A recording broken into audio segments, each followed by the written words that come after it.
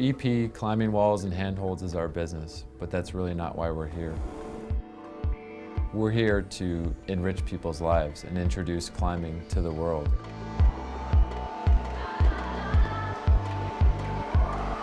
We know that once somebody gets an opportunity to go indoors and climb on a climbing wall, that they're going to be hooked and they're going to be a climber for life. After the glory of Gijon, the best in the business have come to Mokpo in South Korea for the start of the Asian swing of the IFSC World Cup circuit for 2014. We are in South Korea in Mokpo, the home of the world champion, Jan Kim. Will she succeed on home soil? And who will be the master here in Mokpo?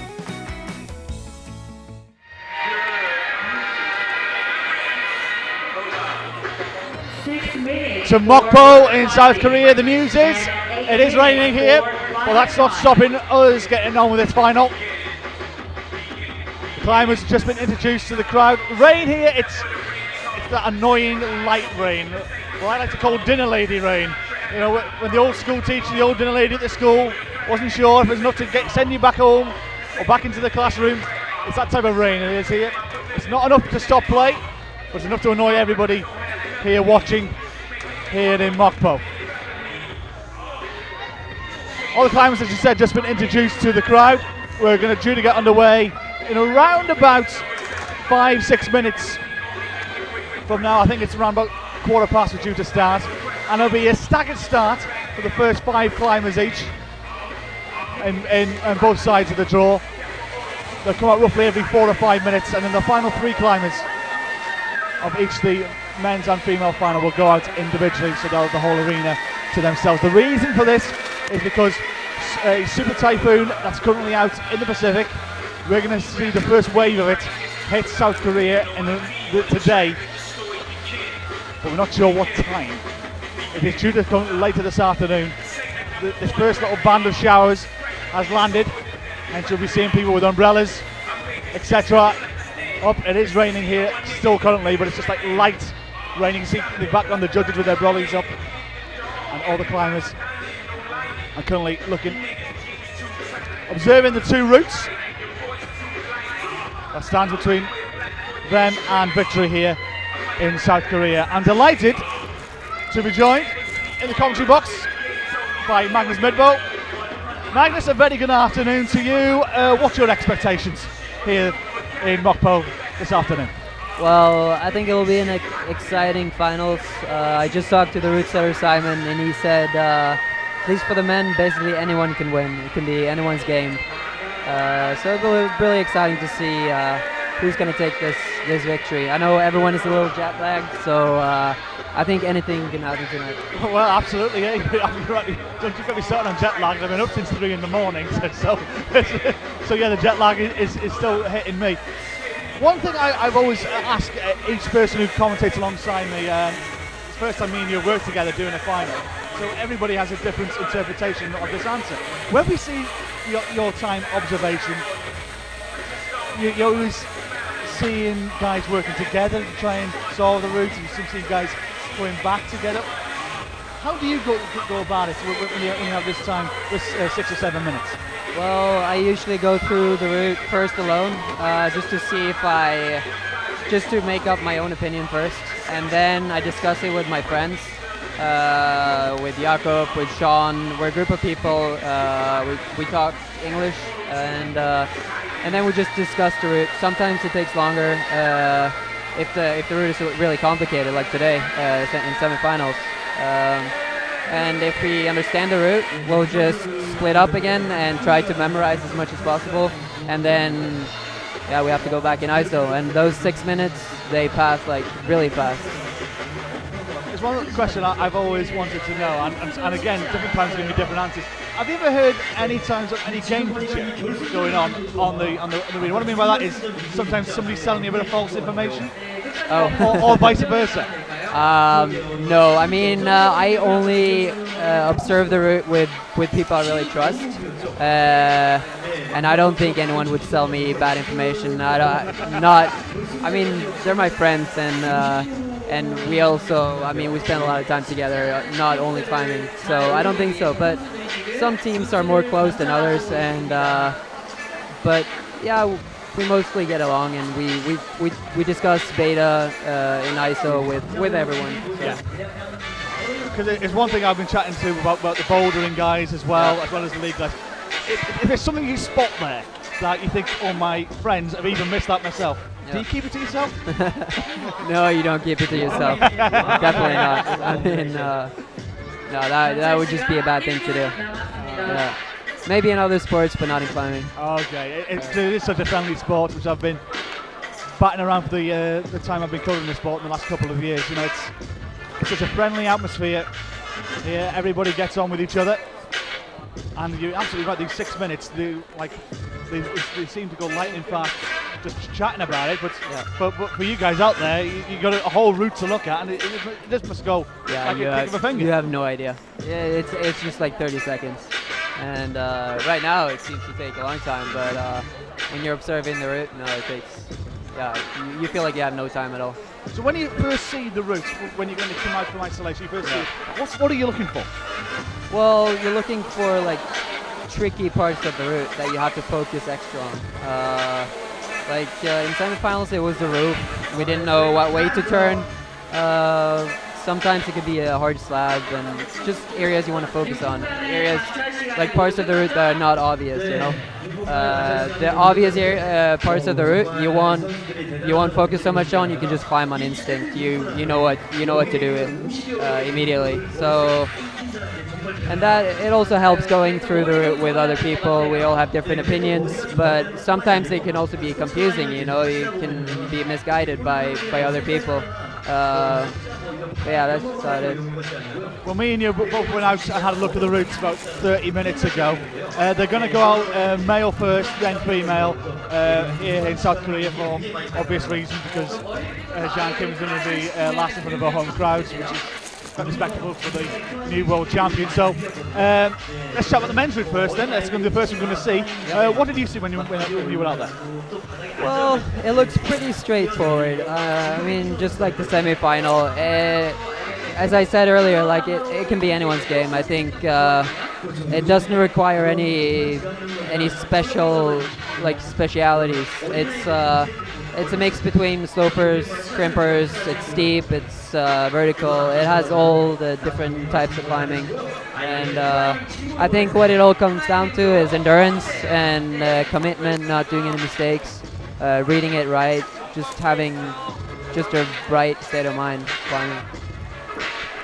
And the women's route, the first time you looked at that, you thought, wow, endurance, stamina sapping. Yeah, exactly. That's exactly my words. Yeah. There aren't really any like bouldery moves on it. It's just small holds. It's long. It all comes down to endurance again. Yeah, even though it requires a lot of endurance, you still need to climb fast, and you need to commit on a couple of moves, especially towards the end. Simon told us there's quite a committing move that it'll be interesting to see how they do. Yeah, just so you see on the screen right now, the women will be on the far left of the wall, going up to right in the centre, and the men will start on the far right. This is the 8 that will line up. There's one name that you'll be surprised not to see on there, and that is the one of Adam Ondra. Well, he came in 9th in his semi-final and basically took his eye off the ball, didn't he? Took what? His eye off the ball, as it were. Yeah. Just took it for granted. Yeah. No, I mean, I don't really know what happened, but the roof section was really tricky. He fell in the same move as I did, and it's hard. I mean, it just shows like how climbing sometimes you can be unlucky. You need to have a bit of luck to do well. Funny enough, he said that to me after he won the world title. That's sometimes that's what you do need to win. You need a lot of luck. Yeah. But the first name we'll see is Akito Matsushima from Japan, followed by Domen Skofic. Jakob Schubert, the 2012 world champion, follows in number 3. Stefano Gisolfi. A little bit of a hint that Stefano might do well here this afternoon. Sean McCall going at number 5. Gauthier Super, the 6. Romain de Grange looked superb actually in his semi-final. He got number 7, and Ramon Julien P. Blanquet, the double world champion, going out last. Your thoughts on that, Ed? First of all, let's chat about Akito. Great to see him in a final, isn't it? Yeah, really exciting to see Akito in a final. He's been so close so many times. He's been in one final back in 2009, but that was a long time ago. So I know he has a lot of 10th, 11th places, and yeah, it's nice that he's again in finals here. Thomas Skofich as well, a climber who's been really consistent this season. A podium out in Chamonix, 3 other finals as well. Jakob, top 5 all season. Yeah. He hasn't been, and he's every World Cup he's been in, he's always been on the podium. Will he like going out early, do you think? Yeah, definitely. He will like going out early. He doesn't like to be in ISO for too long, and yeah, I think he'll perform better climbing earlier. So I think we can expect a lot from Jakob tonight. Well, we'll chat about the other 5 men. This is how the 8 women will line up. Christina Scrons will go from Austria now first, followed by Ellen Geneko, Katerina Posch, number 3. Eike Tajima, what a story this is. The youngest competitor in the whole competition, 16 years of age, makes finals. Wow. Yeah, that's amazing. I mean, I've seen her before. I saw her in Osaka in Japan. There was a master competition. She won. There were a lot of strong climbers there, but she won easily actually. So I knew she was strong. And then the 4 final climbers, the women's section, well, all strong climbers. Mina Markovic, Magdalena Roca, winner earlier this year in Imst. Annick Verhoeven, who's been knocking on the door of close to World Cup titles. So disappointing of her performance in Gijon. No doubt looking to redeem herself here. And then the bottom one on home soil, Jeanne Kim, the 2014 world champion, looking to continue her great run this year. So that's how the 8 women will line up. Let's go back to the men's draw, and the 5 men we'll chat about. Stefano, there's a lot of. If we say we were having a little side punt, as it were, a little bet at the side, there's some smart money going on Stefano for this one. There's a lot of people saying he might do well here today. Yeah, yes, he has a lot of endurance, and he maybe doesn't have as much to lose as some of the other guys. You know, he's not always in finals, and he can climb a little more relaxed than the other guys, and I think that can help him. Sean McCall, double World Cup champion, of course. 2 silver medals this season in the World Cups. A climber who does ooze quality after all, doesn't he? And no doubt he'll be doing well. He will be doing well. So, as the first climber is just starting off, Akito Matsushima, before we get underway, Magnus, I got to put you on the spot. Give me 2 names. Who's going to win? Well, I think Giant Kim is going to perform well under pressure, and she's going to win tonight. And for the men, it's so hard to say, but it's a good race, the men, isn't it? It's some good thoroughbreds in the men's race. Yeah. Name one. I'm going to go ahead and say Jakob. Oh wow, that'll be interesting. Jakob going out early. One other thing that we forgot to mention, by the way, especially with these earlier climbers, I saw this out in Noumea when we did get the rain getting heavier and heavier throughout the competition, and the holds are getting wet at the top. Will this be a good advantage for somebody like Jakob and Domen and Akito and Katarellen and Christina, going to go out earlier, yeah. And the rain is due to come in over the next hour or so.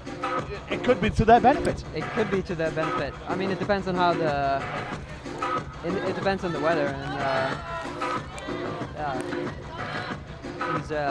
it's hard to say. It could go either way. Well, let's chat about Akito. It's been a steady start for him. Yeah.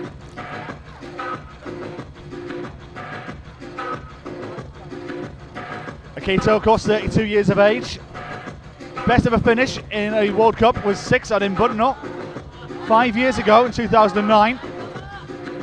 It's supposed to be the first tricky part. Coming into that hole. Yeah.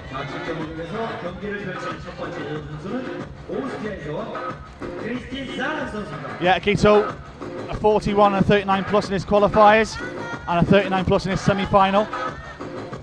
Gotten to be out number 1 in the final, and as I mentioned, it's a staggered start for the first He's not going for the hole. few climbs. Sorry, Magnus, go ahead.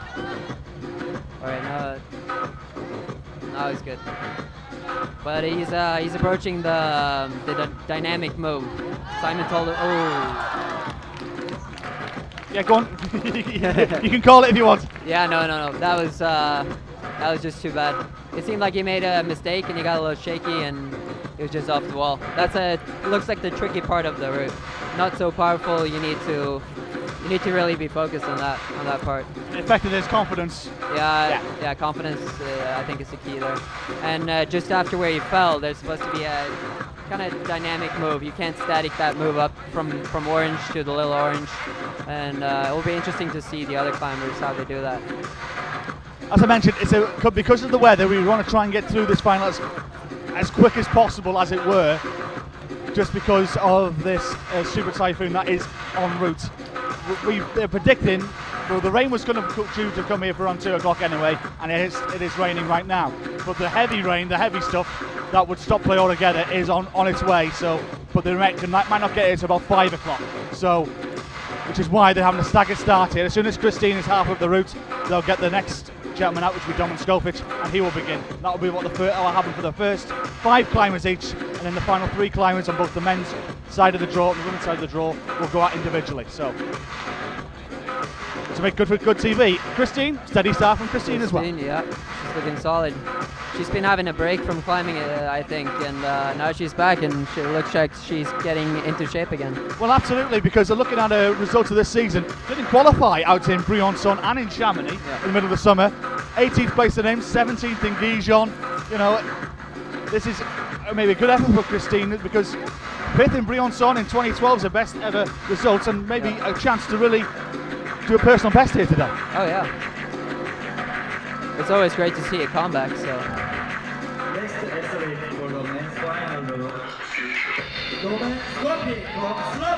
Yeah, as I just mentioned, Christine is already into her route now, so Dominic Skopich has just entered the arena.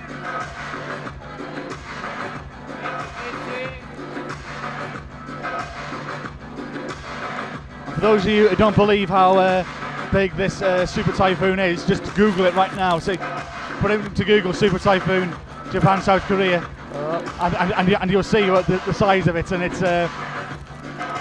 going to be some heavy weather here over the next couple of days, but luckily the climbing is not going to be affected by it, hopefully, too much. Yeah, Christina's looking pretty solid here. She's a little hesitant in the route, but now she's flipped the draw and she's looking good again.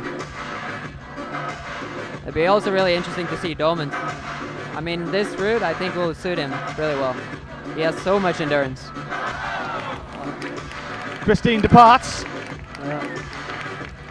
Well, it looks like she was going with her wrong hand. I don't know from what I can see from here. I mean, I think she was supposed to go right hand to that yellow hold.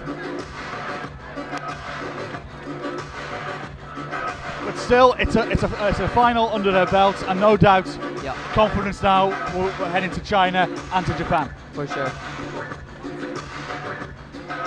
Dominic Skopich, the 20-year-old Slovenian, the world number 10. 4 finals out of 5 this year for the 20-year-old. Podium in once, out in Chamonix, 3rd place. 7th in Nimes, 6th in Hainan, just missing out on the podium at the World Championships when he came in 4th place there.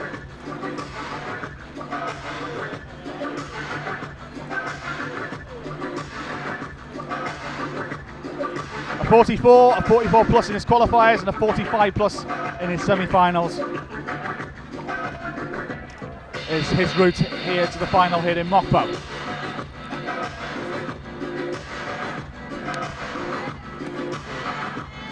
Now the first tricky part. Oh, high foot. It's an interesting way. I don't know if it's easier. I think it looked easier the way Akito did it, just jumping into that hole from the green hole, but Domen is a slower climber. He's more static in his style, so for him that was probably the way to do it. And now the place where Akito fell. Looking so casual, chalking up, going for the orange. It's one thing that frustrates me watching you guys. You make it look so easy. And one thing you will testament to is it's not easy, is it? No, it's not easy. This next move is going to be interesting, though. He, according to Simon, he has to commit on this move. It's not possible to do it static, and Domin is a static climber, so hopefully he can commit on this move. Yes, Simon Margon from Slovenia is the route setter, the chief route setter for this competition, and he'll also be doing the route setting out in China next week as well. He'll be part of the team there, and it's something that's never usually praised too much, is it? That the route setters, when they get it right and do an amazing show, sometimes they don't get the glory that sometimes they deserve. No, it's like being a goalkeeper in soccer. You only get shit when you do bad. Indeed. Pardoning the French. Yeah, my French too. But that's interesting. Domin did it statically. The move that Simon said was impossible to do statically. So the route setters are not always right. Hélène Génico also underway. Hélène, the 20-year-old, won number 7.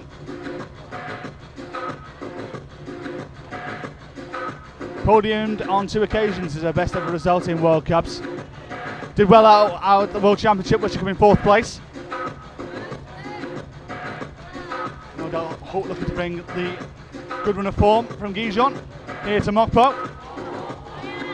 And Domin still looking strong here, Max. Looking really strong. He doesn't look tired at all, but I think the next part here is going to be harder. He looks so relaxed.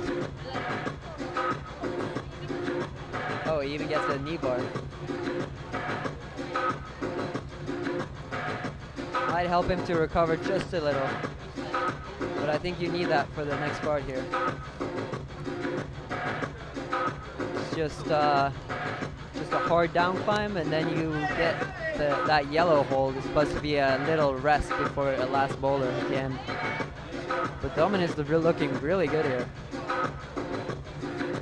You mentioned that Magnus is very much a slow climber, but when you climb slow, then you take a lot into account. Your thought process is different, and more importantly, patience is a virtue. Yeah. Domin also told me in ISO before semis that he didn't sleep a minute last night, so this is really impressive from him. Yeah, a lot of climbers have been suffering with the jet lag. I know the Slovenian team were on I think they landed about the same time as us in Seoul on Friday afternoon. He solved this just like you're supposed to. He bumped down on yellow, he looked to red, just like Simon told us.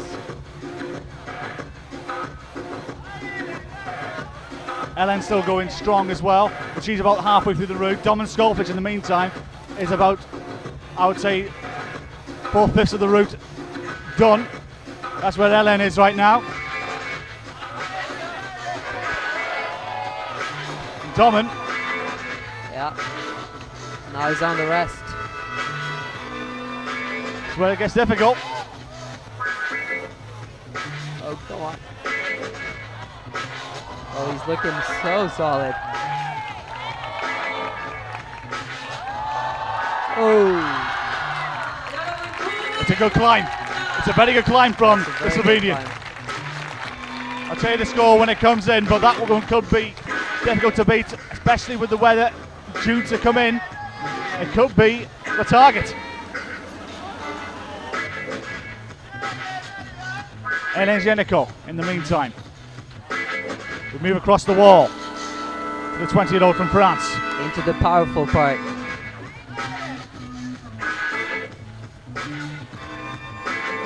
The Stamina Zapper. I think we nicknamed it.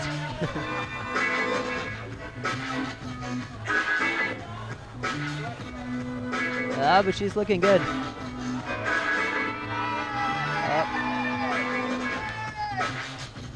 This is supposed to be really powerful though. Now a high flip.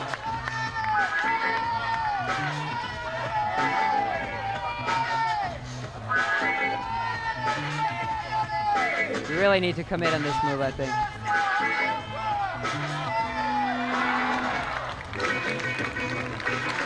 Good call. Ellen Jenico will have the lead. 6 climbers left to go in each competition. It's being joined by the 2012 World Champion, as you can see.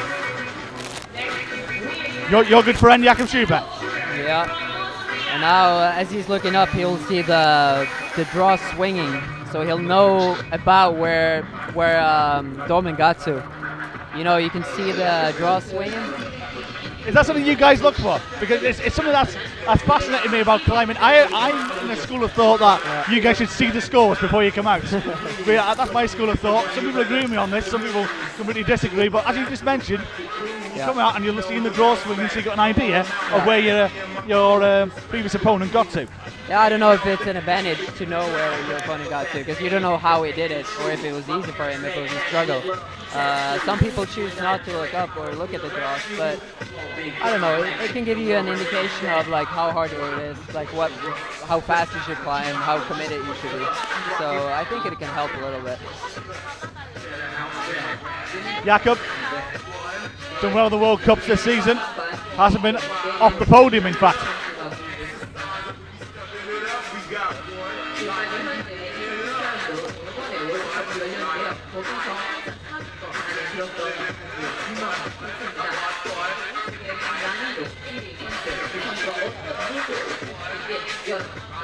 Jakob won it in Hayang earlier this year. Second place in Chamonix. 2 bronze medals in Briançon and Imps, and he came 5th when defending his world title in Gijon last month.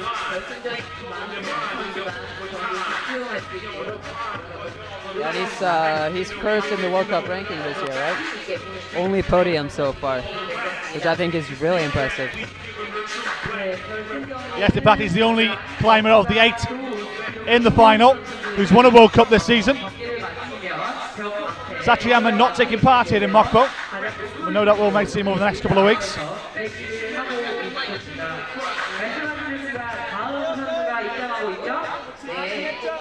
You were having a bit of lunch with him an hour ago before he went to isolation. How was he feeling? He was feeling good. I think he's happy to climb early. He's just after Ramon, and the crowd gets so rattled up by Ramon and makes him more nervous. You know, sitting there hearing Ramon climb and the crowd being all cheering for him. So I think now climbing early will really help him.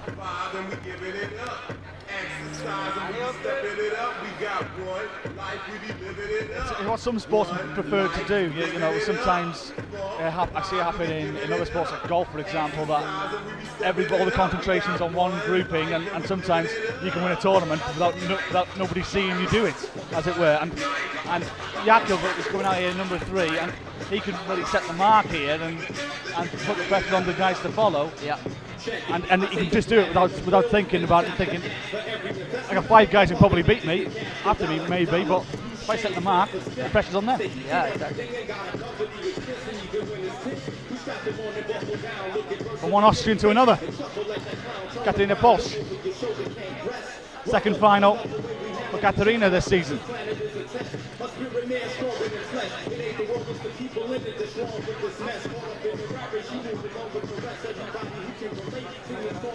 Eighth place in Briançon. 3 semi-finals as well for Katarina. She was 10th in Hayang, 13th in Chamonix, 15th in Imst, 18th in Gijon. Brought some form then here to Mokpo. She's been looking really strong throughout this whole competition. Even in qualifiers, straight off the plane, she looked really strong. So it'll be interesting to see what she can do in this final. Obviously jet lag doesn't affect her too much. I guess not. Yes, Katarina topped out actually in qualifying route 101, 47 plus in the other, and then a 44 plus in the semi-final. Sends her out number 3 here. Go on, you just put it up. Yeah, no, Jacob was also doing that move statically. The move that Simon wanted everyone to do dynamically, but I think that's the way to do it. Not taking any chances, unnecessary chances. And here's there's supposed to be a rest at this point. You have your 2 yellow triangles, and you can put your foot high and lean towards the wall and get shake the hands before this hard next part in the traverse. Catalina is looking really casual though. 이게 이렇게 돼 있어야 되는데 이렇게 돼 있어서 이러고 있어요. 안 보여요. 그러니까 카메라랑 몸이 이렇게 돼 있으면 보일 텐데.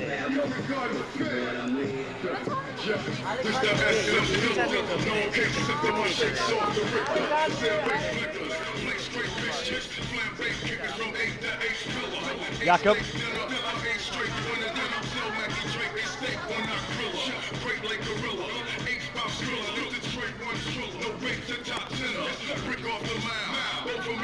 And this rest point as well.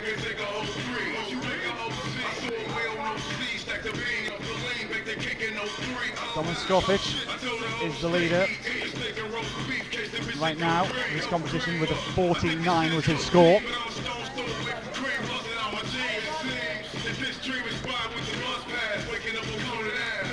Elengenico 38 plus for the French athlete. She has the lead after 2 climbers. Let's go for it. Flip is going to be hard for her. She's just going to go for it.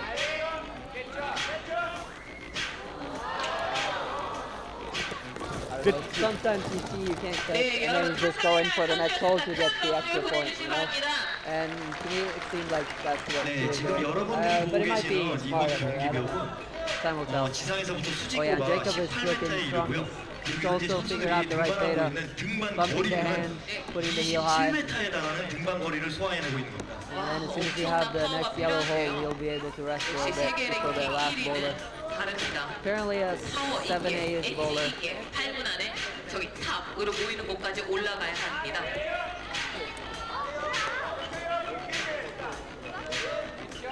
Now he's able, oh, he's going to go for it.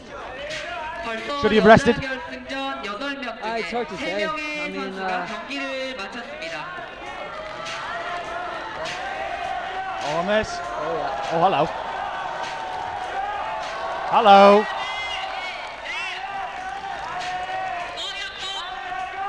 Yeah. Oh, wait. Needs to clip in. Silence in Mokpo as he does it. Oh yeah. Oh, yes, sir. Jakob Schubert, out number 3 in this final, tops out. He's not looking too happy though, and I think that's because he thinks that this will not be the only shot tonight. Well, Simon, who was the route setter, he said, yeah, he can see somebody topping out, but he didn't think there'd be that many that will. No. So it'll be interesting to see. I mean, there aren't really any sketchy moves, and I know there aren't any big moves for Ramon, so I think as well there will be more tops, but 와, 역시 세계 1위 랭킹. Jakob Schubert leads this men's final, but as you mentioned, 5 athletes still to go, but he's done his job though, you know. yeah, for sure. I mean, he couldn't have done any better than he did, so. 본인의 해놓고도 정말 뿌듯한 표정을 짓고 있는데요. 그의 뒷모습이 So Jakob with the lead. 계속해서 여자 경기, 여자 난이도 places 경기에 출전하는 선수는 Unseats Domin Skofic 가장 어린 from that champion's chair. 16 And we have a little bit of a 일본 선수가 이제 모습을 드러내게 break here at the minute in play. 그 선수요? 네, 아까 준결승전에서 어느 홀드에서 3 climbers in a piece. 어느 홀드에 있었어요? Jakob Schubert, as I said, leads. Domin Skofic second place, 49. Akita Matsushima 홀더에 손가락 in third place with 26 plus. 그 장면 마치 And in the women's competition, just 가벼워 보이는 소녀 Ellen Shuniko, Christine Scrons' scores are the ones that are in, but I'm pretty sure Ellen Shuniko is the one in the lead right now. Katarina Posch's score has just landed, in fact, 33 plus the Austrian into second place. Ellen Shuniko leads with a 38 plus, and Christina Scrons 19 plus in third place. Next climber out, Stefano Di Solfi of Italy. Well, it's simple now, isn't it, Magnus? Because For the men, top out. Yeah, Yeah, you don't top, you don't win. Yeah. Let's hope Stefano has enough confidence though to top. You know, sometimes it can be a little intimidating to once you get close to the top and on the final, you're I don't know. Jakob he's used to being up there, you know. But Stefano is, even though he's in great shape and everything, he just needs the confidence. So let's hope he's confident enough to actually do the race. So it's a good saying in sport, you know, you can learn about playing, but you also got to learn about winning. And is that the case with a lot of you guys as well? That you got to, physicality and training is half the battle, but the mental side is the second half. And when you get that right, then you'll know how to win. Yeah, absolutely. I mean, most climbers have to work their way up. You know, you have to first make a semi-final, and then you realize, okay, I'm showing up to a semi-final, and then you do the next step up towards actually winning. And but then you see like some exceptions who go into the comps and have a lot of confidence and just they don't get intimidated at all, you know. And those are the best climbers, I think. Like Adam back in the days, and also David Lama way back.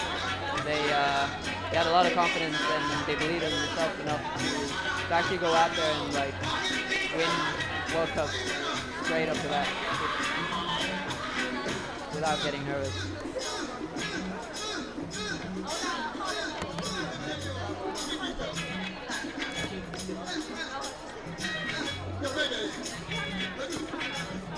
But physically, I think Stefano is more than strong enough to do this. 21 years of age, the Italian, the one number 11. 2 finals this season, 8th in Imst, 7th in Hayang. 48 plus in quals, 43 plus. There's 2 qualifying routes, 46 plus in the semi-final. For the world number 11.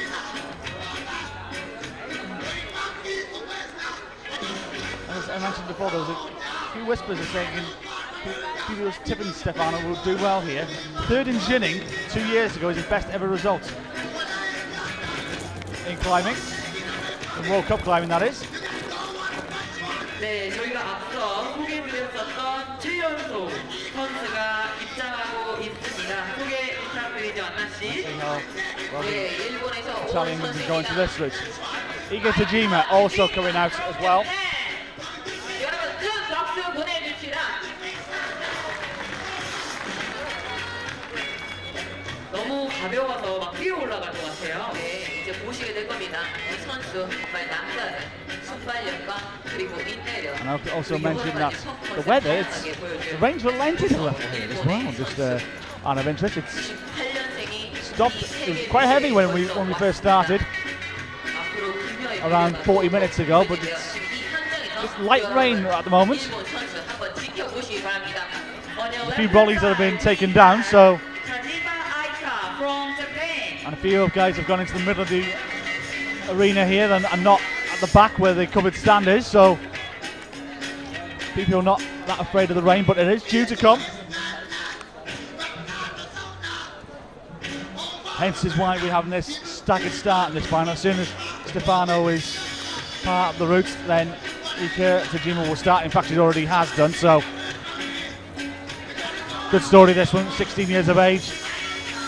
Only taken back in 1 World Cup this year, where she comes 23rd in Hayang. Former World Youth Champion, you mentioned earlier, Magnus. She's a former Masters. She sort of win in Osaka, but that was unexpected. That was very unexpected. It seemed like she did not find the right beta, or that was just a really big move. I don't know, that's too bad though. I was bigging it up then and saying this could be a good talent for the future of climbing, and look what happened. But hey, it's happened to maybe you as well. It's happened to every climber in competition. Yeah, for sure.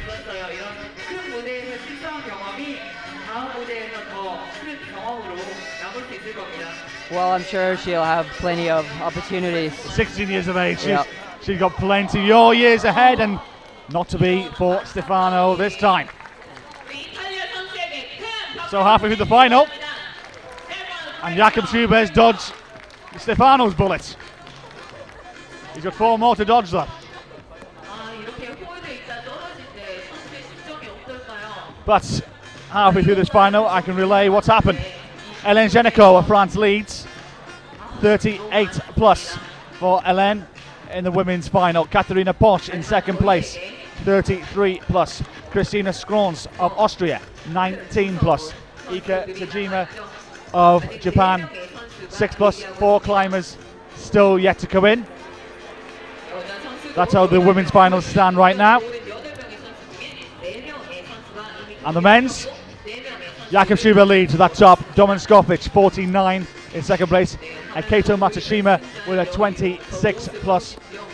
And Stefano Gusofi, his score is in but hasn't updated on our graphics board yet. He's in third place with a 32 plus.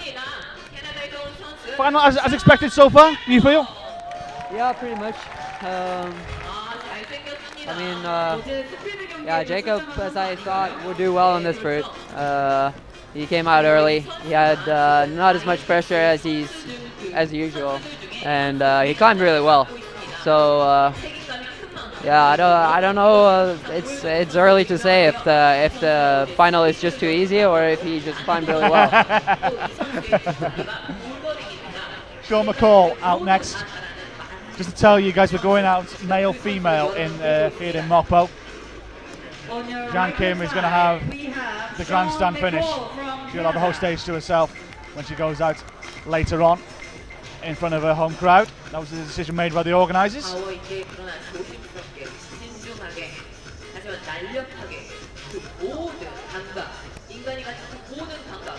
Sean, a great all-round climber. Had to go up the speed the other day as well. He was a little bit disappointed. He was a second and a half off his personal best. But a guy who just loves climbing, doesn't he? Oh yeah.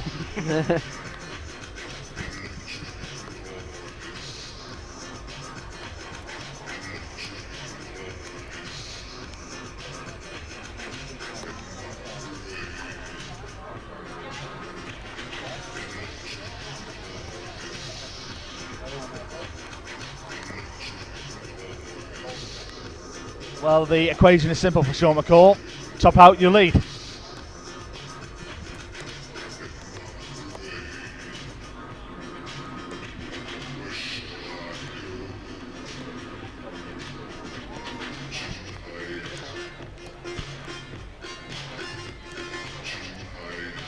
Yeah, there's one bit of good news here in this qualifier, that there's no count back. The semi-final did separate everybody, so yep. You know it's not going to go out on time, which could have been the case out in Gijon, but it didn't happen between Anak and Jean, and I believe Ramon and Adam. Those guys were tied heading into the final. They had all three of their scores were exactly the same, so it could have gone on the clock if they tied again, but as it were, that didn't happen, and it's not going to happen here. His lead climbing, speed climbing's for the big wall.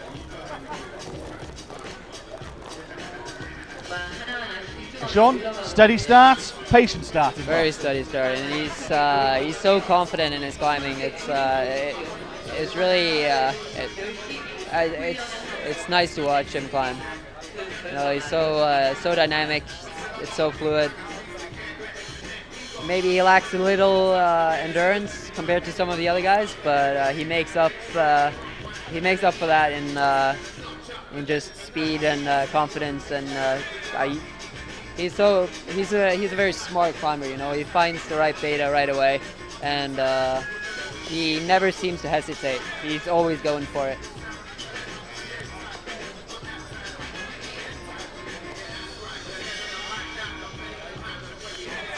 Oh, dynamic move.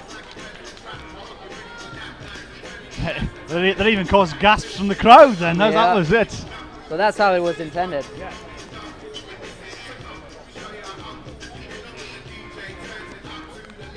It looks like in a comfortable position.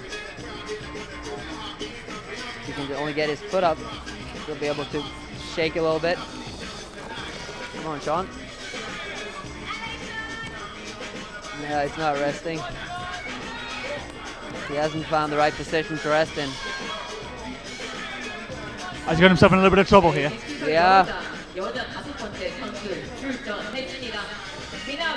I mean, he solved the sequence, but he could have been able to shake once or twice on each hand before going into this next hard part. Hopefully he'll be able to recover a little bit on the pyramid.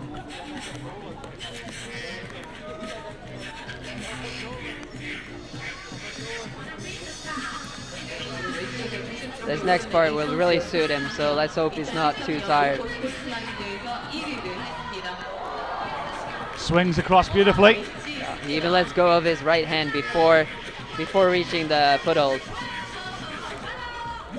which most climbers wouldn't want to do in a competition because it's a sketchy move. You know, if you miss the foothold, you're off the wall. But not for Sean.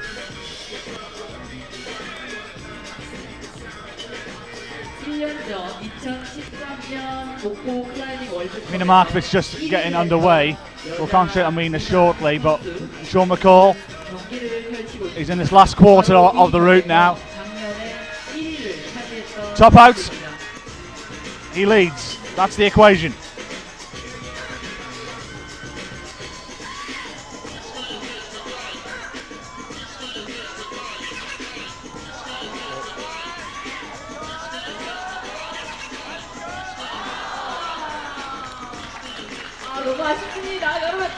Still a rueful smile from the Canadian. Yeah. I think it was crucial for Sean to find that rest because he had to recover somehow before that last hard part, and he just seemed too tired. But great job, anyways. Absolutely, Mina Markovic just getting underway, and I don't know if you just noticed, Magnus, but the rain is getting heavier. It started to, it relented a few minutes ago, but now the heavens are beginning to open here. And we did mention before, it may have an effect on the later climbers. I don't know, that top section of the wall, it isn't covered too well, and with the wind behind us here as well, it will affect the wall if it gets heavier and the wind picks up. But I'm looking at the flags to the side of us, and they're just blowing a tiny bit, just flickering at the minute. The weather forecasters have said that part of this super typhoon is going to hit South Korea, and Mokpo, those who not sure where it is, bottom end of South Korea, like bottom left hand side, right on the coast. We're covered a little bit here, we're in the hills here in this part of Mokpo. But the weather forecaster said it is going to rain here and heavy. So this is why this final has been brought forward a tiny bit by half an hour. It would have been brought forward earlier, but the route setters needed a lot more time to make sure these routes were perfect for this final, and so far they haven't done a bad job on them.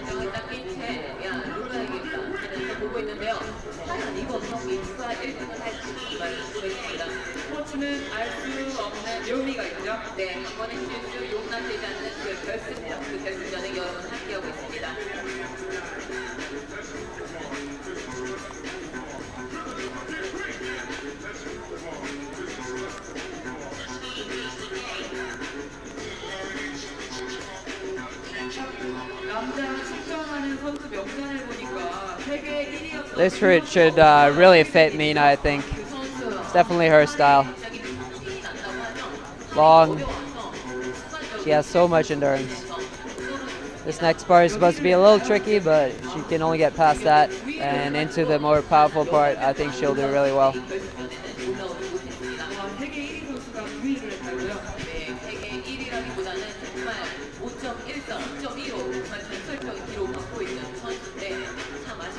Mina Markovic, 14 times a World Cup winner.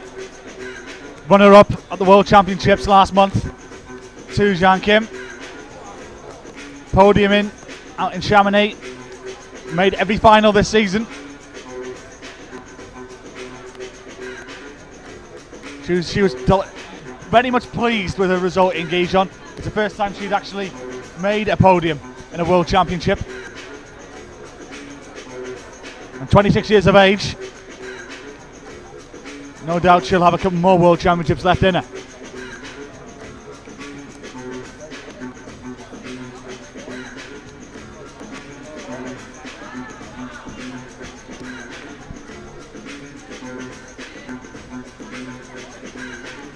And now she's approaching the powerful section.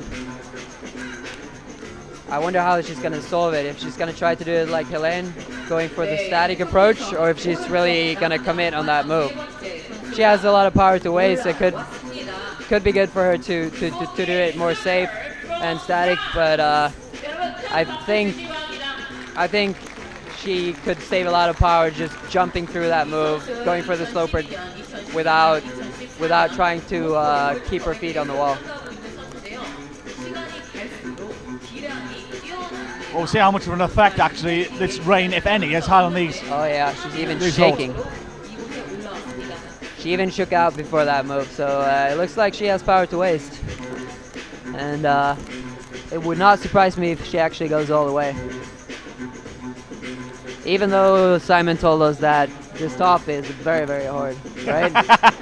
yeah, he said that very eloquently. We're not going to say the exact words because they might take us off the air if they did. But it was very expletive hard, is what he said. Exactly.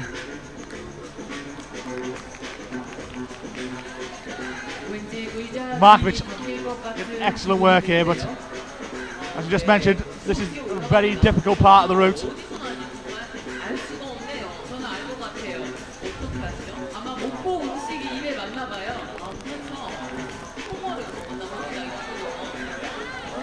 Oh, so Gautier solid. Super has just gone away, by the way, but Markovic looking to sense the benchmark here.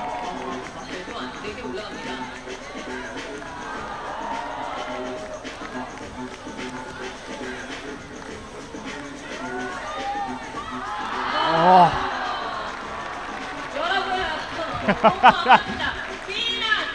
Wow, Gautier Super goes. We haven't even seen him, but yes, he's gone already. Oh, and that is what? Not even a third of the route, Magnus. That is very much a surprise. Yeah, that is. Do you see what movie? We were too busy looking at Mina at the top there. We didn't see Gautier Super, but he's gone. And look, seeing where his rope is on the wall there, and it's not even a quarter of the way up the wall. Oh, that's surprising. It was supposed to be okay up to there, so I wonder what happened. Maybe it's getting humid. I don't know. Maybe the holds could be a little damp by now. That could be the first effect of the rain. In fact, you know, it is getting heavier here now.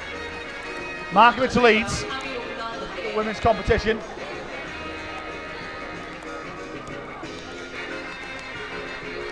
There's Gautier Super and face like thunder at the moment.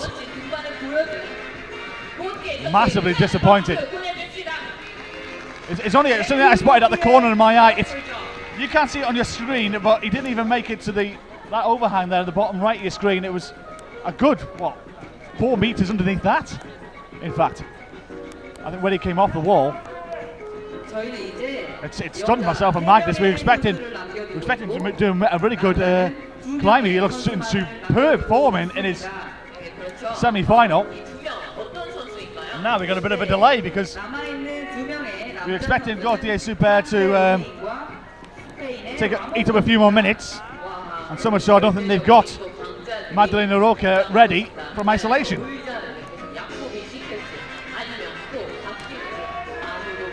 In fact, here she comes.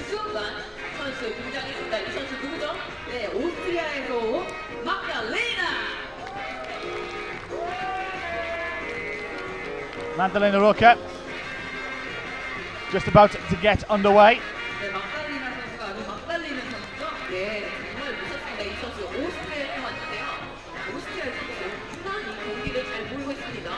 There she is. And Climber Magnus has been in great form this season, hasn't she? Oh yeah. 3 seconds in a row. Her first victory. First victory in IMST, and then bronze medal out in Gijon. 20 years of age. Yeah. A future world champion, do you think? Yeah, her future is looking bright, that's for sure.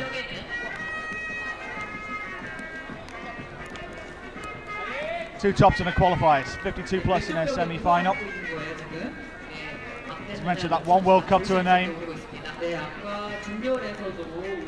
Twice a bronze medalist at the World Championships. She won bronze in Arco 3 years ago as a 17-year-old. And then picking up the bronze medal in Gijon last month. 한 번의 실수도 허용되지 않습니다. 결승전 그것이 스포츠의 매력 아닙니까? Award number 3. And definitely climbing with a bright future. And no doubt will be a multiple World Cup winner. That'll put it alongside the likes of Jan Kim and Mina Markovic, who are in double figures. And if you feel Magdalena will be amongst them.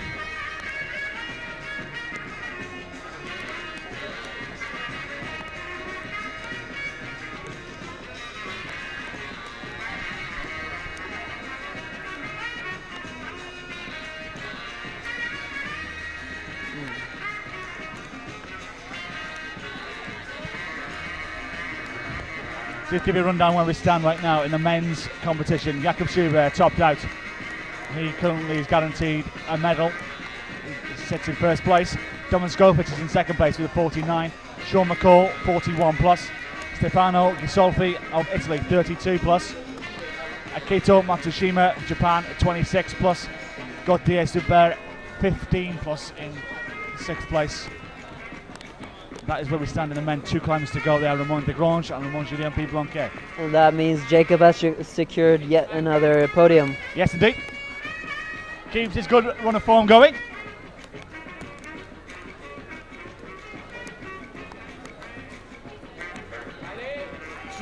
And in the women's competition, Mina Markovic leads, 45 plus. Ellen Genecourt, 38 plus in second place. Katerina Bosch, 33 plus. Christine Scrons, 19 plus, and Eika Tajima, 6 plus in fifth place. 왼쪽으로 보이는 이 선수 세계 랭킹 2위 여자 난이도 They'll be taking these climbers out now one at a time. 선수고요. 종전에 열렸던 임시트 그 월드컵에서는 1위의 기록을 갖고 있습니다. 꾸준하게 2위 그리고 1위의 기록까지. And it's a slow and steady start here for Magdalena Roca. 무서운 선수입니다.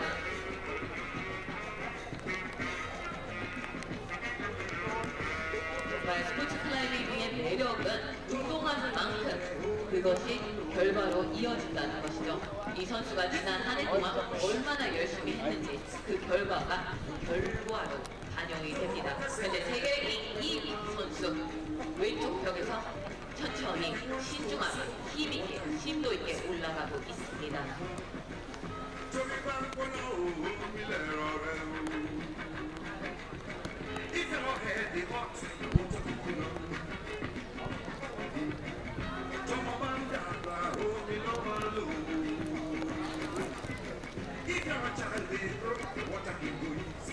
Yes, Magdalena started the season with 3 seconds out in Hayang, Chamonix and Briançon, breaking her duck in Imst. Picking up her first World Cup title there, 3rd out in that in Gijon as well.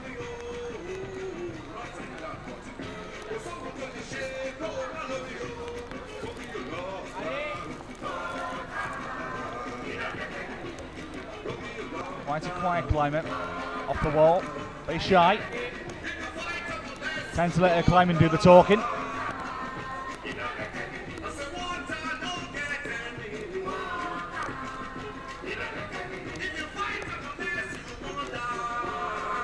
It looks like she found a knee bar there. She's able to rest a little bit.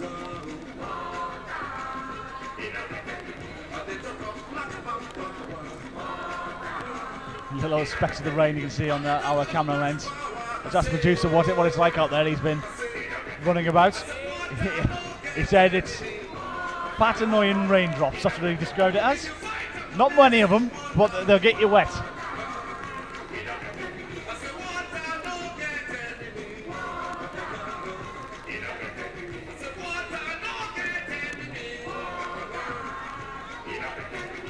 Mina Markovic was about 1 move away from topping out.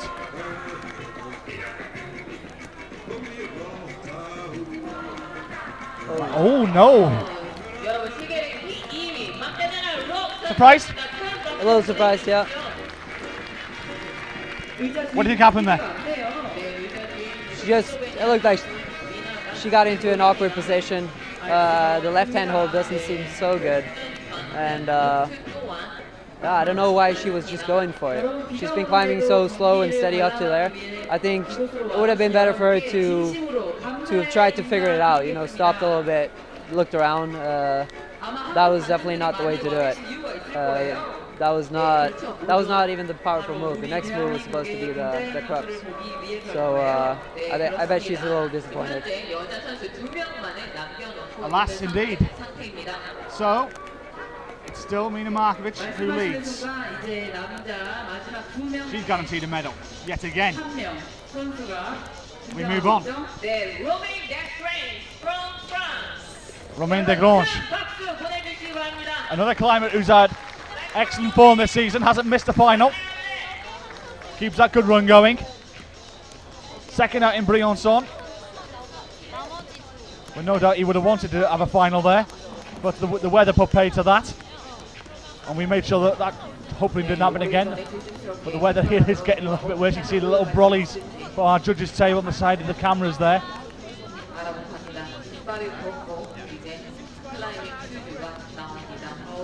One of the veterans now of men's league climbing. 31 years of age, the one number 4. A 46 in his quals, along with the top to go with it. And a 48 plus. He was in good form though in that semi-final, he really was.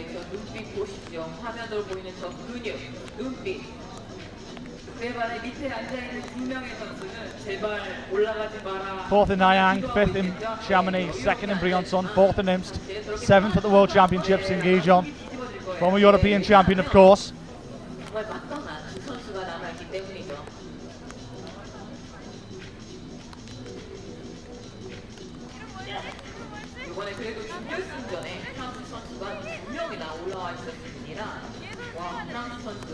작년과 다르게 정말 큰 힘을 뽐내주고 있습니다. 프랑스에서 준결승에 출전했던 2명의 선수가 2위와 3위로 결승에 올라왔네요. 네, 그렇지만 앞으로 3위. One thing I will say, I think this rain is definitely here to stay. I'm looking at our flags to the right of the arena, and they're just limp right now. There's no wind here whatsoever, so only going to get a little bit worse for the climbers that remain, the 4 that remain in fact. And maybe, just maybe, going out early might have been the key to victory here. We shall see.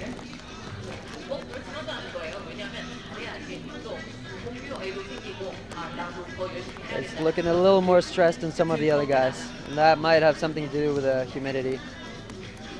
I don't know. It's hard to say. It's hard to explain like the temperature it is here right now. Myself and you were sitting here in. I got like a little raincoat on, and you're there with a hoodie on, and I got my shorts on. You got trousers on, and it's strange because the temperature around here is 23 degrees, and it just doesn't feel 23 degrees whatsoever. No, it doesn't.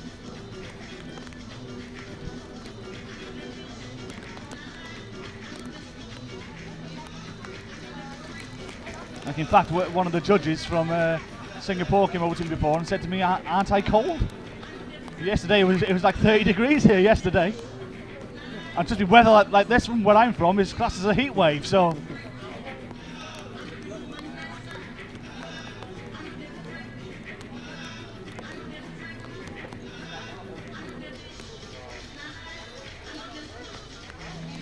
Well, the men's done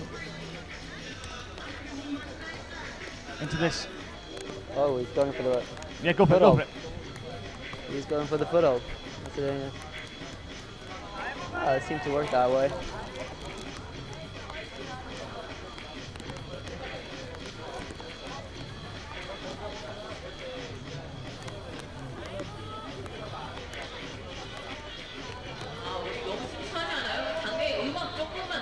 Now it'll be interesting to see if he finds the rest. No, it looks like he's doing it the same way as Sean did. This way works, but you're not able to rest.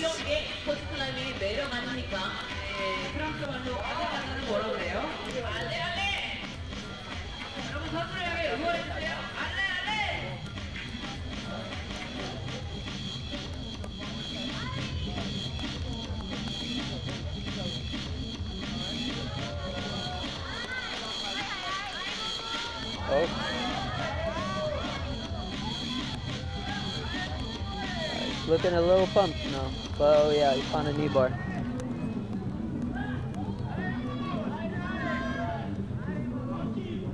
little bit of a grunt there from Romain as well.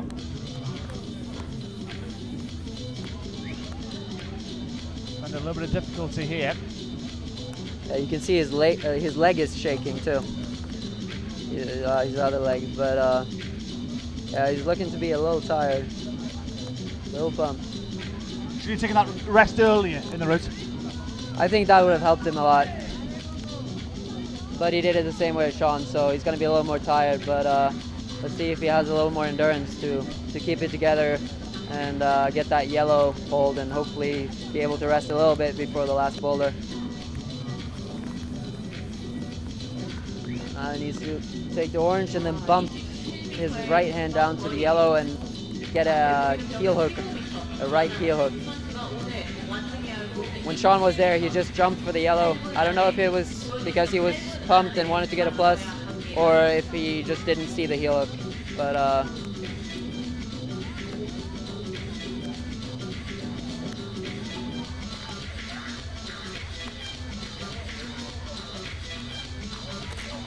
oh, he's heel hooking the yellow instead.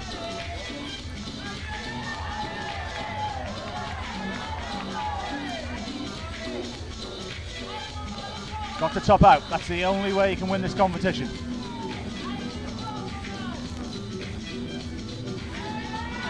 No. Disappointment for Romain Desgrange, but all about finding the rest points, isn't it? At times, Magnus, and maybe Romain got it wrong a little bit early in the route. He should have taken the rest. He should have gotten that rest that Sean also missed, but he just looked too pumped to rest on the yellow, and he just had to go for it. You know. There you have it, Romain Desgrange. And now Jakob Schubert, at number 3, has dodged 4 bullets. He's been sitting in that chair for a good 40 minutes.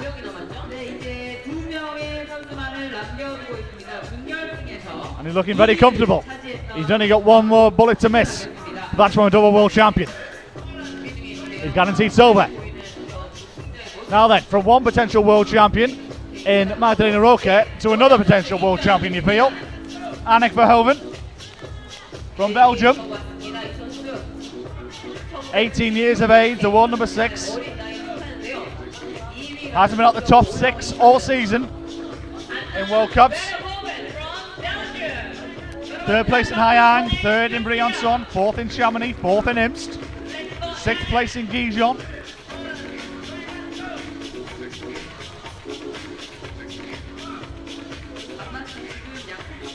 And going through her pre-climb routine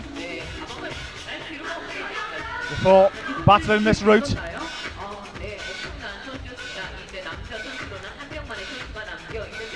45 plus, Mina Markovic's 45 plus is what she's chasing.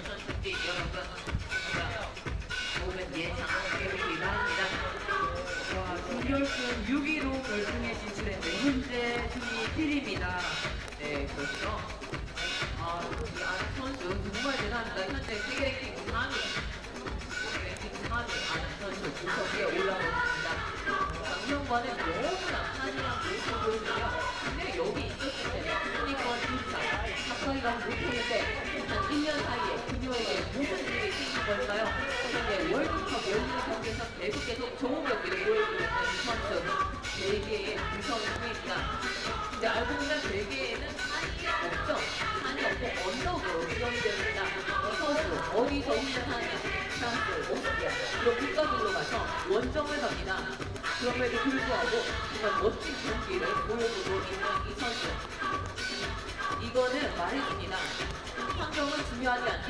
자신의 의지, 가고자 하는 열망, 꿈기, 그것이 결정이다. 그것 또한 스포츠 클라이밍의 한 경기가 합니다. 그 선수, 왼쪽으로 보이고 있습니다. 한 1년 만에 벌써 3위라는 Anneke was so disappointed with her performance in Gijon in that final. Chatting to Seth Hellink and myself afterwards. 보고 뵀습니다. She thought she could have done a lot better, 올라가는 but I just reminded her of her age and said to her, you've got many a chance to win a world title. It won't be your first, and it definitely will not be your last. 발을 자연스럽게 뻗고 신속하게 그러나 강하게 스피드 있게 젖은 시간 8분 안에 27m의 벽을 올라가야 하는 이 선수. 여러분 유심히 살펴보십시오. 이 선수가 아주 어려운 구간을 잘 통과하면 박수와 환호 아낌없이 보내주시기 바랍니다.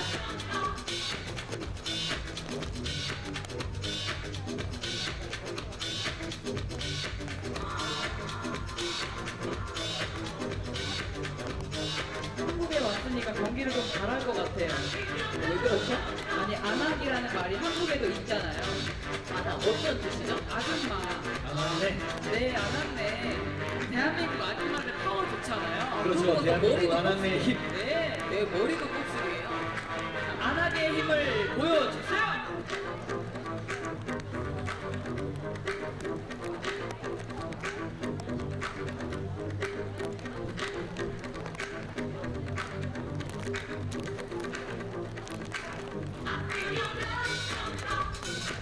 예, 아나 선수 엄마 아빠도 You'll probably see there on your screens actually of the weather, how heavy this rain is.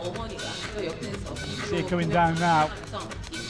So much so that a lot of climbers have run for cover, in fact. Some of them standing right next to the speed wall, and instead of looking at Anak in full view, which they can do, just pop around the corner, they're having a look on the big screen instead.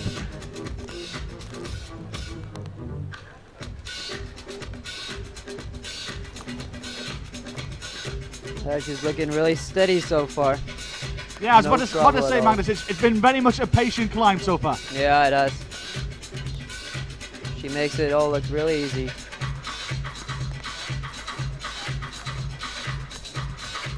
A 42 plus and a 50 in quals, a 57 in her semi-final. Looked an excellent form, in fact, in that semi-final as well.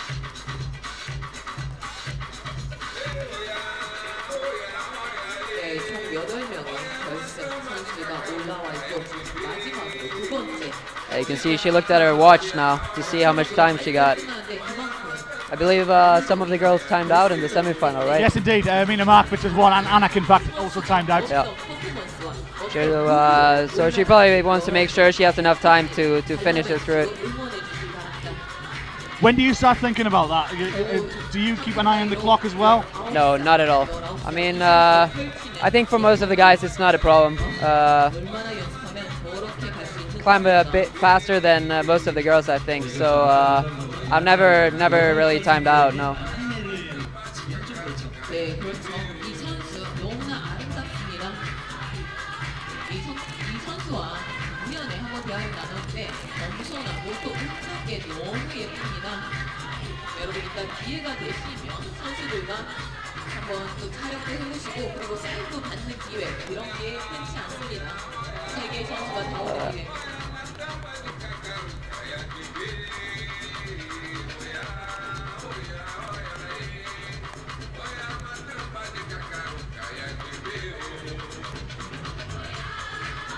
And this is where Magdalena Rourke come unstuck.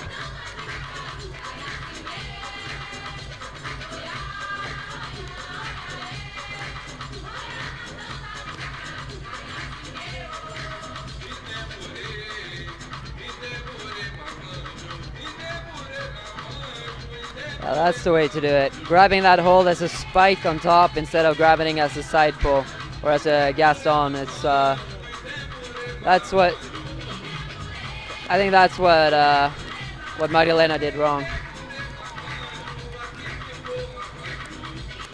Now then, Anik Verhoeven.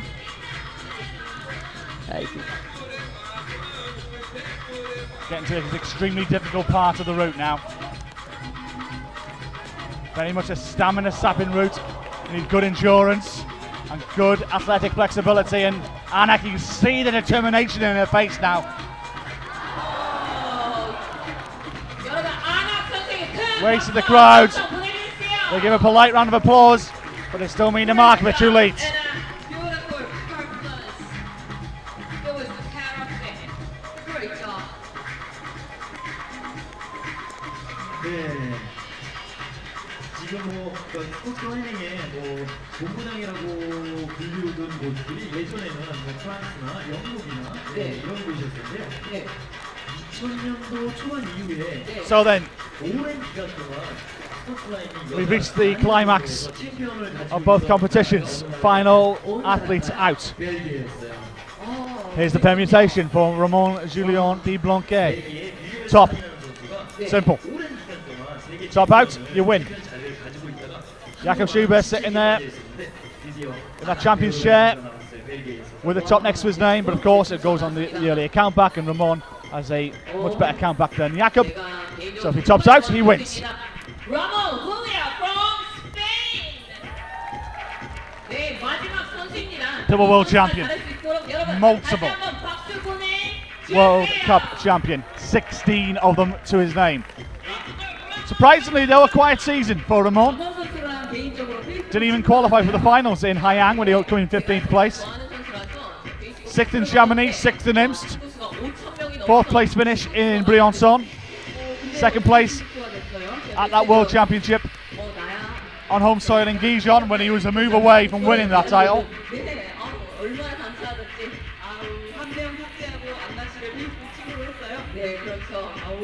근데 그 삭제한 한 명이 이제 한 식구가 돼가지고 친구 추가할 필요가 없는 와이프 아니었나요? 네, 맞습니다. 지난 8월달이죠. 결혼을 했습니다. 우리 라몬 선수가 결혼했는데요. 1983년생 여자친구와 약 8년간의 연애를 끝내고 마침내 결혼했습니다. One of the veterans of climbing, one of the elder statesmen, I really should say. 32 years of age, 5th in the world now. 같이 등반을 나가면, 야외 등반을 나가면 그 친구가 항상 딜레이를 보고 라몬 계속 운동에. And do you feel, Magnus, is this a route that suits you? Yeah, I think so. This is, I mean, it's an endurance route. It's there aren't any big moves. I think if he climbs well, he can go all the way. He can top this for sure. But in the past, Ramon has not done so well in Asia as in Europe, and I don't know the reason for that. It might be the jet lag, food, I don't know, but so yeah, hopefully he can do well this time. In semis he did very well, so he seems to be in good shape. Yeah, it was in good form in the semi-finals with a 48 plus. He's topped out on one of his qual routes as well. 50 on his other one. Yeah, he timed out on the other one actually. Yeah. So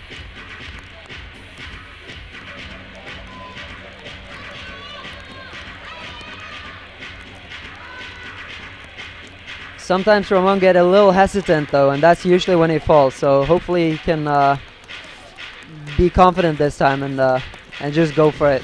He's got to commit himself to the moves. Yeah, he's got to commit, and because he's strong enough to actually stop and look and figure out sequences. But I think he climbs better when he's just going for things. You know, he gets in the rhythm of taking chances, taking risks, and. 몇으로 보입니까, 여러분은? 한번 추측해 보시죠. 114일까요? 160cm입니다. That's first tricky move here. 중간에 올라서도 160이라는 그 160. 그쵸. He's gonna put his foot up. 세계 챔피언의 Like, 자리를 가지고 있는. Oh,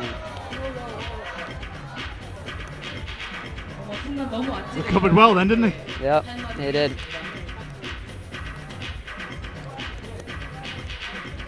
Heart-stopping moment for the Ramon fans. But he's back in control. 사실 8기는 170, 키가 170인 사람보다 조금 길 거예요. 정말 좋은 신체 조건을 타고났는데요.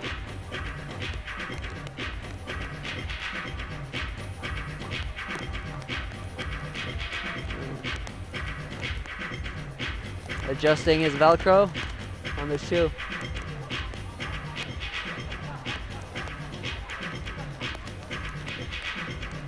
These moves are big. You can see Sean struggle on this move.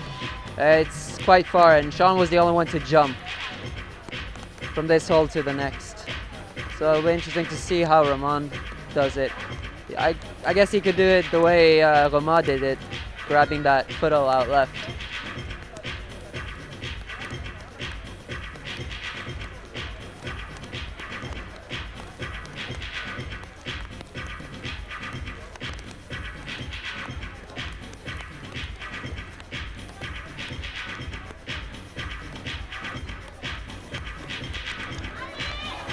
Commit. He's taking his time, isn't he? Yeah. It's always sketchy because he doesn't know what he's going for, you know? I think that hold is better than it looks. But yeah, he went for it. But that was good because if he had spent too much time there, he would have been too tired to do the route, I think.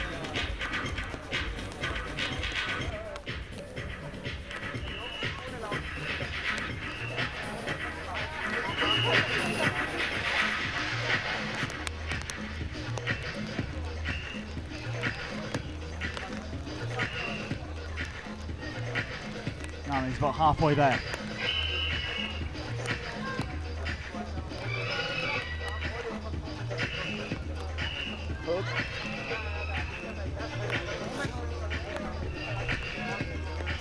Yeah, taking no time to rest.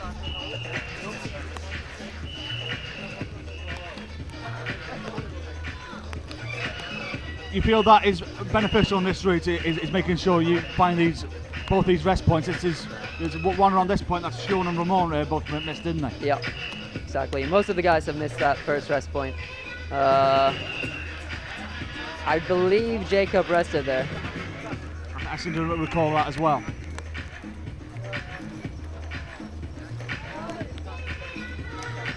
And this footle is far for him, but yeah, he makes it with a toe hook.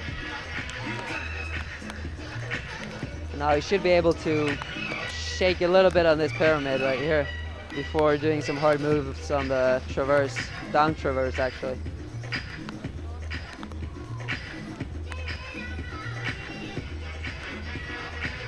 Yeah, he's looking pretty casual. It's looking good. Looking comfortable right now. Yeah. There's not much tiredness there, is there? No.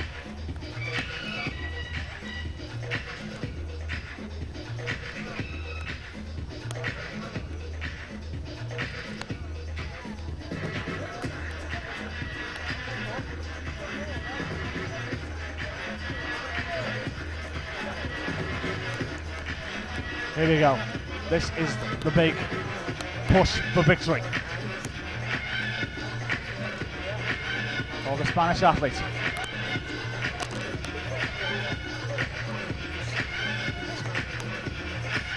Yeah, no, it's looking good. Let's see if he can find the heel hook, the right heel hook on the right hold. No, he's crossing without a heel hook. That cost him some power, that's for sure. Oh, he's looking bumped. He needs to rest on this hold to be able to do the route. No, it's not happened for Ramon Julien Pitbonke. Good call there, Magnus. Maybe the rest is what hurt him in the end. Maybe it was the rest that hurt him in the end. Maybe. But it means Jakob Schubert has won his 13th World Cup title. Unlucky for some, not unlucky for Jakob. 13 is the magic number for the 2012 World Champion. And he made that look so easy too. I was sure on the. I looked like on the look in his face. He did not. He thought that more people would top that route. I'm sure. He's probably not aware of how strong he is. Like he climbs well, and I think the fact that he didn't have as much pressure as usual, it helped him in his competition. Wow, indeed. So one to go. One to go. It could be a question, something I've been sound like a broken record for most of the competition is the weather, but could it have had an effect? It could have an effect. I mean, it's raining pretty heavily right now, and I bet some of those holds are pretty damp. So it could have an effect, but I think we would have to ask the climbers to know for sure.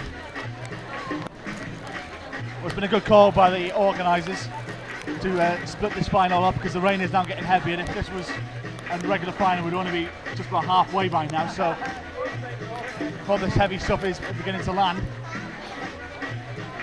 And I believe Domen is in second place, which is his best World Cup. Yes, great call. Ever. In fact, it is. Yes, Domen Skofic, best of a finish.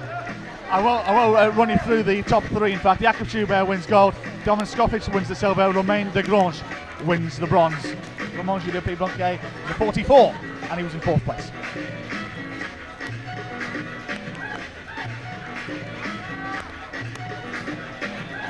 Now then, most of the arena is standing for the 2014 World Champion. Kim Jae-in on home soil. Some big moves right here in the beginning. That's where Aika fell. This move right here.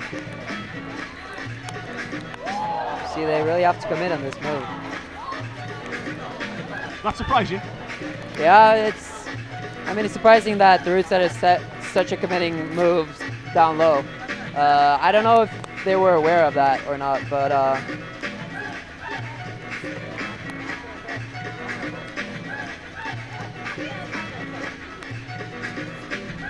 currently Mina Markovic leads here.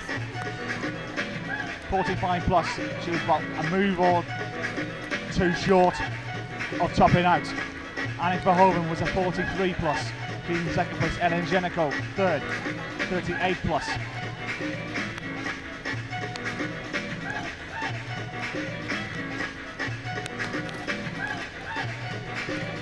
Yang Kim, her name reads next to,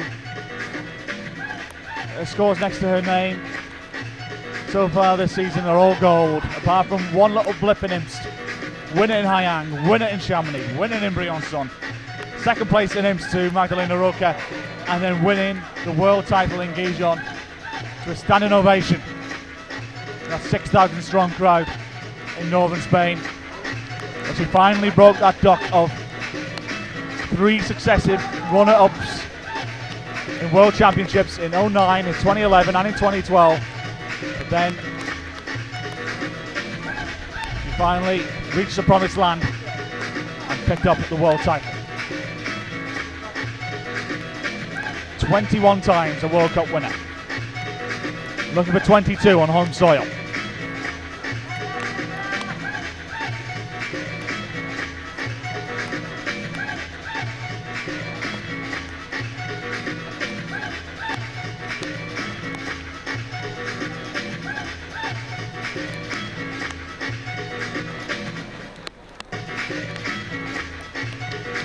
She has won on home soil in the past, 2 years ago.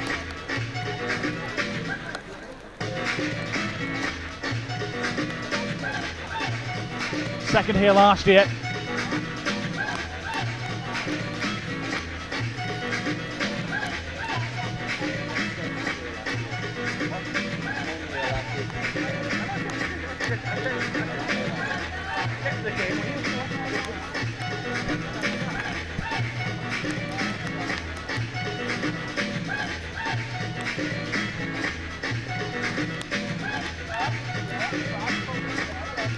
Majority of this arena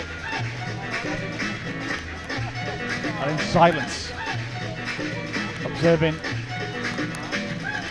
the skills of Yang Kim.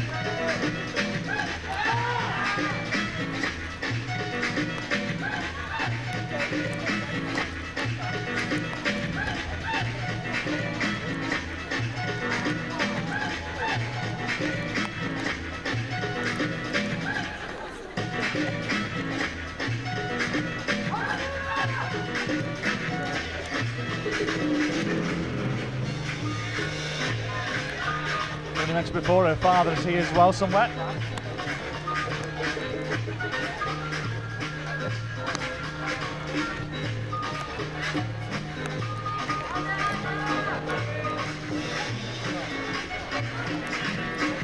Watching on.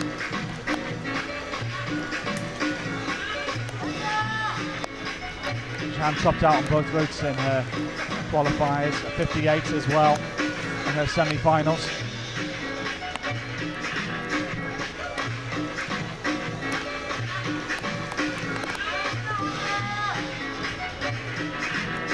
Super steady so far. I wonder if she'll find this small knee bar rest right here though. So far it seems like only the Austrians have found that rest. Probably because they observed the route together. Benefits of sharing information and observation. Oh wow! That was unexpected. And that means Mina Markovic is champion here. And you can hear the groan from everybody all around. Jan Kim bows, but it's not what he wanted to give the home crowd. And what a surprise. It stunned us. It really has. Yeah. Not prepared for that. I mean, it was a committing move, and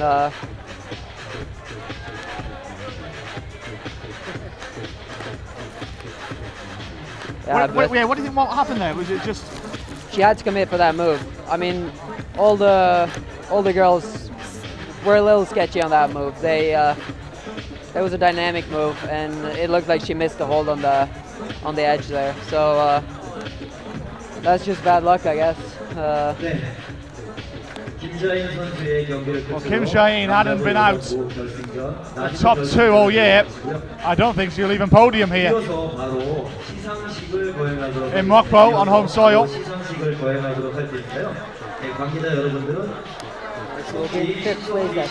I think you're right.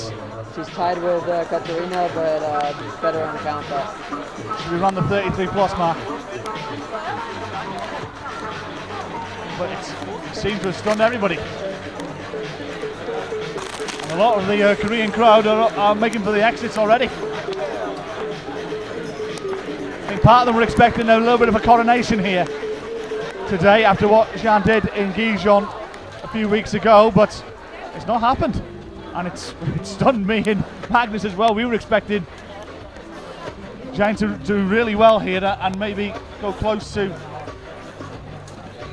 finishing off this route, but even the greatest make mistakes. Yeah, absolutely. In climbing and in sports in general, anything can happen. And it usually does.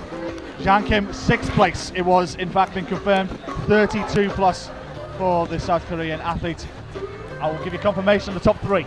Mina Markovic picks up her 15th World Cup crown here in Mokpo. Annick Verhoeven, her best ever World Cup finish, 2nd place. Getting one step closer to that magic World Cup victory for the Belgian. She picks up a silver medal, and Hélène Génicot of France will pick up the bronze medal. Interesting final, hasn't it? We've only seen one top from Jakob Schubert. I was going to say entertaining final, but I think more surprising is the word I wanted to use to describe it. We've seen a lot of surprises here. Yeah, definitely. I mean, I was surprised by how easy it looked for Jacob and how some of the other guys really struggled on that route. You can speculate, of course, if it was the conditions or not, but in the end, I think Mina and Jakob were the best climbers here today, and they won. They deserved the win. Well, yeah, absolutely. Jakob Schubert winning, topping out Domen Skolfic, as Magnus said before, his best ever finish in World Cup events, in 2nd place. And Romain Desgrange, bronze medal for the Frenchman. Surprises there. Well, we were shocked Gauthier Super. We didn't even see him come off the wall. It was that early in his climb. Jakob, do you think he climbed without the pressure? Do you think that was the thing that may have won it for him? I think so. He climbed. You saw him climb. He didn't look as tense as some of the other guys. You know, he climbed with such ease and confidence, and it just it looked like he was training in the gym, and that's often when you climb your best. So I'm really happy for Jacob, and I think this result is going to be really hard to beat in the overall World Cup this year. Well, interesting to see as well. We talked about the early guys going out early, the pace setters. Look at 1-2 there. Jakob went out 3rd, Domen went out 2nd, and they're 1st and 2nd. So maybe it did have a little bit of an effect here, the conditions here. Mina Markovic, confirmation of the 45 plus, gives her 15th World Cup crown. Good climb for Annick Verhoeven, getting so near yet so far again. Ellen Zheniko 3rd place. Some big names there at the bottom. We were surprised Jan Kim was. We're still shocked. We're still reeling about that in 6th. So was most of the crowd as they head home. Magdalena Roca as well, 4th place. Mina, it was an endurance route. Yep. It was something that fell in right into her hands. Yep. Anak as well, 43 plus, and again that 18-year-old, we keep seeing glimpses that she's getting better and better and better, and no doubt it's going to be just a matter of when she picks up her first World Cup crown. Yeah, I think so. Ellen Zheniko, 38 plus for Elaine. Magdalena Rock, 37.5 plus has been given us. Katarina Posch, 33 plus. Jean Kim, 32 plus. Christina Scrons, 19 plus. Aki Tajima didn't really get going. 6 plus. She struggled in an early part of the route. 16 years of age. No doubt we're going to see a lot more. Shortly, we're gonna have medal ceremony. Please come to the climbing world, the medalists for lead and speed athletes. Well, the medal ceremony is due to take place here shortly. We're quite a way away, in fact, from any of the winners. I'm just trying to see if I can spot any of them right now. See if I can see Mina or Jakob. Not at this moment in time. Just seeing them standing up on my commentary position. We are quite a bit away from the wall, in fact. So somebody have to run and get them, I think. See if they are going to come to the wall, but me and Magnus will just chat away before these medal ceremonies begin. Did the route setters get it right? Oh yeah, I think the routes were perfect. They separated all the climbers, different places. Everyone got pretty high except a few climbers, but it was entertaining, and I think throughout the route you really had to commit. It wasn't, you could never be safe. You couldn't secure a win here, and that's what the spectators like to see. So I think they did a good job. And no doubt we'll see them next week as well. Salmon's going to be doing chief route setting here. This part of the team heading to China. That's where everybody else goes, in fact, including myself and Magnus. We're all getting on a plane to Shanghai, and then a little bit of a car ride to Wujiang. And then we all head off to Inzai near Tokyo 1 week later. Is this a part of the year you enjoy, this Asian swing, this 3 weeks in Asia? Is it something you enjoy? I mean, this is only the beginning of the trip, so it's too early to say, I guess. But you've done all 3 before, haven't you? I haven't. I have done 2 before. I couldn't get a visa to China last time because I didn't apply early enough, and so I only did 2. So this is the first time I do all 3. But it'll be interesting. I bet I'll be a little tired after the long trip. But we travel as a big group, so it'll be fun. I'm traveling with the Austrian team and with Sean McCall and Adam. And you guys are heading to Seoul for a couple of days, aren't you? Yeah, we are. Just to relax, to train. Yeah, it's going to be fun. So that's one question I was going to ask before we get this medal ceremony underway. What do you guys do on these long trips? Because we've got 3 events in a row here. Yeah. What do you guys do to chill out? Because it's a week between the next event now. So what are you guys going to do the next 5 days? Oh no, we have a lot on our plate. Tomorrow we're just gonna chill by the swimming pool at our hotel in Seoul. No. We have a jacuzzi and everything, so you're making everybody jealous, Magnus. It's not gonna be too hard to kill time in Seoul. And just a little bit of sightseeing.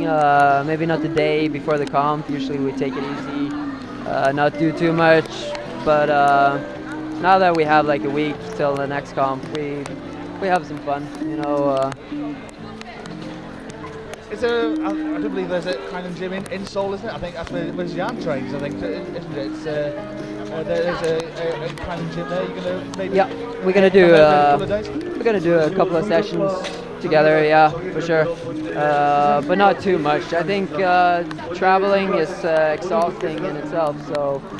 Just take time to relax. I think we all trained hard in front of this competition, so yeah, just relax. I think is the most important thing, and do a few sessions just to maintain the level of fitness. What's your expectations now for the rest of the season? Still to come, of course, in China next week, and then inside, and then Konya. You've been banging the doors of finals. You made one earlier this season. Is that the case for you again? Just try and Yeah. Get the top 8? Because you're always there about some 10th, 11th place, aren't you? You're always banging the door. This is my 4th 10th place this year, so I only have 10th places in the World Cup and 1 7th place this year. So yeah, a little unlucky, but also I don't feel in the greatest form, and there aren't any excuses. You know, when you're 10th so many times in a row, you just need to get stronger, and that's what I need to do. Maybe not for this year, but for next year. So. Is there certain aspects of your game that you're looking to improve on? Yeah, endurance, for sure. Some of these guys have like never-ending endurance, so I just need to do a lot of like route climbing. Go to Innsbruck, Austria more often to train with Jakob and the best guys. That's, for me, that's the best kind of training. So. Is it something that when you train with like Jakob and all the guys, is it something that you try and milk their knowledge and their and their experience to try and help you get your goals? I mean, we've trained together for so many years. I feel like I know how they train and stuff, but it's more important just to have someone to train with who pushes you and makes you like actually pull harder. And we all do that. I think we help each other. So it's a good group of people, and it's also fun to be here with the whole crowd or with the whole group. Just training together and just exchanging different theories and training programs, everything, you know.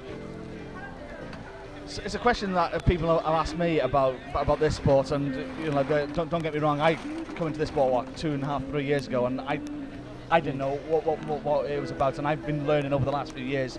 And when I try to introduce friends and people who trying to know what I do for a living and say, oh, I cover climbing, and they see it and they think, wow, how do these guys train? That's one of the questions I'm always asked. How do these guys train to do this? So it's a question that I ask you. Tell me, from when you first started to where you are now, how did you train to be where you were at?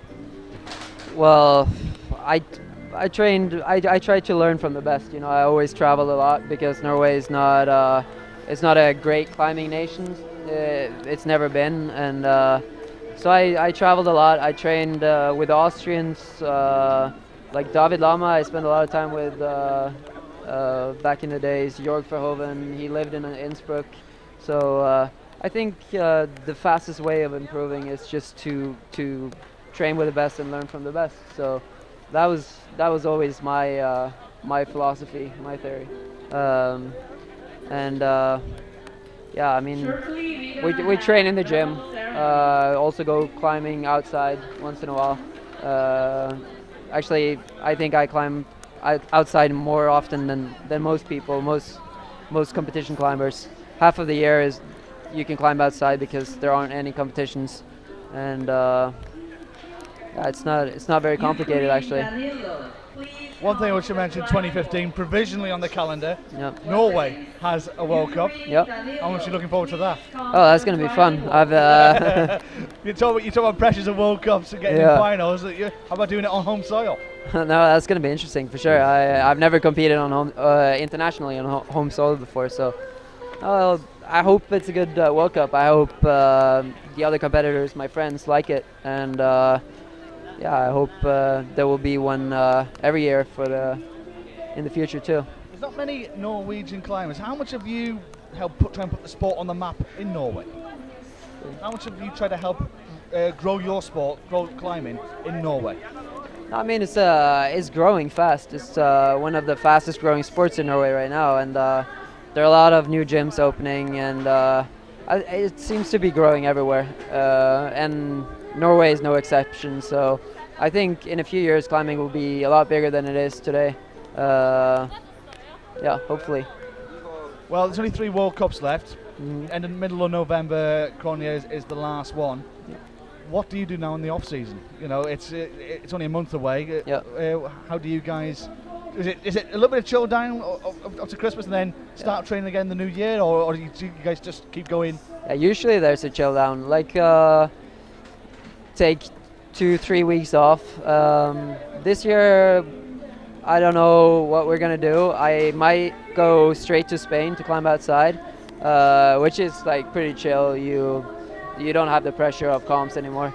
Or me, Jakob and I were talking about maybe going to Brazil for a couple of weeks. Wow. Yeah, just to, I don't know. Any reason why Brazil? Well, there's sun, beaches, you know. This is just a lad's holiday for you and Jakob, is it? Or? Yeah, climbing a little bit, trying some surfing. Never tried that before.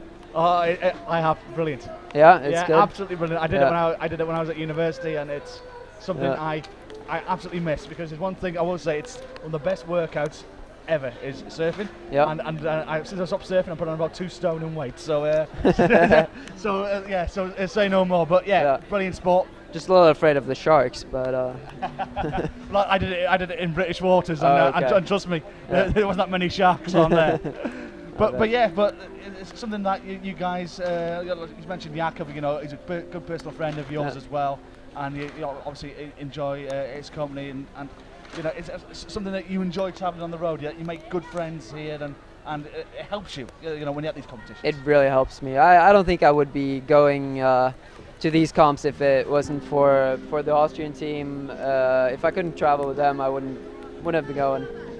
So. Yeah, that's really important. I don't know how it is at other sports, but I don't think they're as open as like climbing.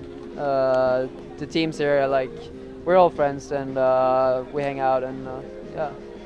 It's one thing I've noticed actually. There's not much animosity between people. That there's not much rivalry going on. You know, everybody's welcoming to each other. Everybody says hello. Everybody's very friendly. You know, it's. Yeah. Sometimes in other sports, that's what makes headlines. Yeah. Animosity and rivalry. Yeah. Is this something you may see happen in the future? That it may happen that one climber may just be very reserved and back to himself, and may cause a little of ripples in the ocean, as it were. Yeah, maybe. I don't know. I think it's like the spirit of climbing. You know, climbing outside, you need to be two. You climb in. You always have a climbing partner, and you need to back up your climbing partner in order to get up the wall, you know. So I think it's I don't see that. No, I think we all help each other, and if there was like a lonely wolf, I don't think he would be climbing as well, because you need to be able to exchange beta and training, like everything. It's a small sport, so. In order for it to grow, I think it's good this way. Well, you mentioned the magic word there, but trying to make the sport grow. Where do you see the sport now, 2014 now, towards the end of the decade, 2019? Where do you think climbing will be by that point? It's a $64,000 question, I know, but it's, yeah, but it's exactly. Where would you like it to be? No, I wasn't really sure about the Olympics, to be honest. I think if we need to change the format, I don't know if it's worth it. For me personally, I like the format how it is now. It's transferable to the way climbing is outside. You know, if you're a strong rock climber, you can do well in a competition. If they change the format too much, there's going to be a separated climbing community. You know, there's going to be the competition climbers, and there's going to be the rock climbers, and that's not how I would like it to be. You know, I like the fact that you can climb on rock, and you can climb in competitions, and yeah, I like the sport how it is now, but I think there's a lot of work to be done to the World Cup, you know, in order for it to grow. National TV, you know, more competitors, bigger arenas, and attract a bigger crowd, I think is important. Look at the World Cup season right now. You guys, it starts in the height of the summer, around July time. Usually, well, this year was Haiyang was the first one. Yep. Usually Chamonix is the curtain raiser around for the lead season. Could you see a time, do you think, where you can see you guys start in March maybe and intertwine with the bouldering season? Or do you think some guys enjoy doing all-round climbing, that they like the bouldering and they like the lead? Yeah. Or do you think it might be a case that eventually the IFSC may have to say it's one or the other? Yeah, no, I think as it is now, I like it how it is now, because it allows you to take some time off and do climbing outside, and for those who do both bouldering and lead, they can focus on bouldering at the beginning of the year and then switch to lead towards the end. So I think it's good the way it is now. I wouldn't change that. What else are you expecting then over the next few years? I asked you what you were hoping, but what you were more expecting? No, I'm expecting it to grow. I think also the level of climbers, and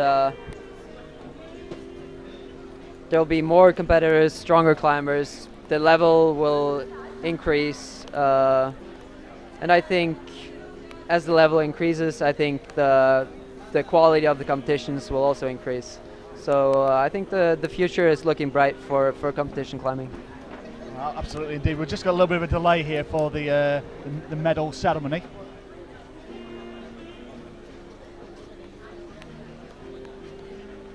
Tiny little bit of a delay here for the medal ceremony.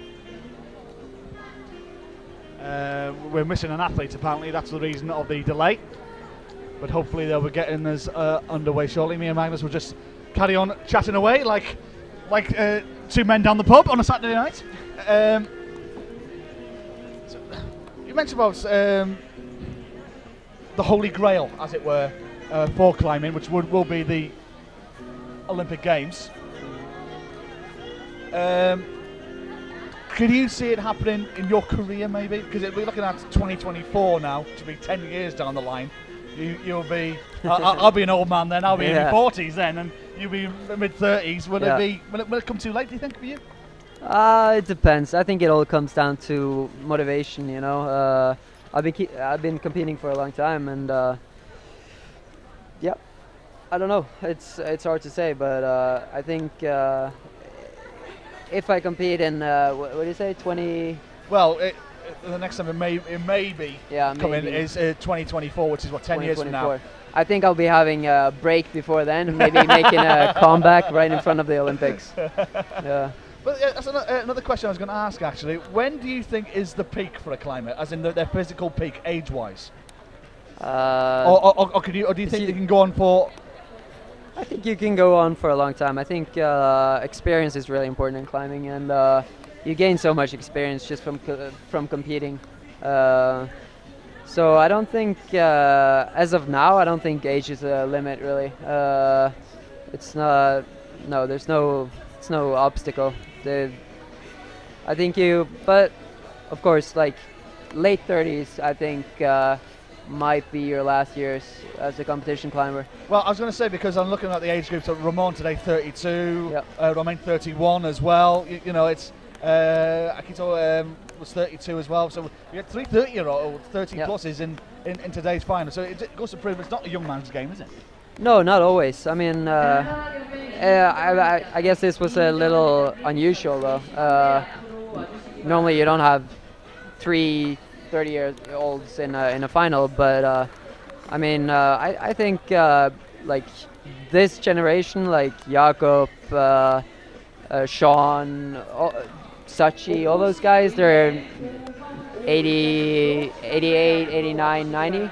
I think they will keep climbing until someone stronger comes and just beats them, you know. And I think that will take a while. It may do indeed. I'm just keeping one eye on the podiums. We are missing an athlete from the speed. Apparently, that's the reason why. I do know which one it is, but I don't want to embarrass that in particular athlete, just in case they're not here. So that's the reason for the delay.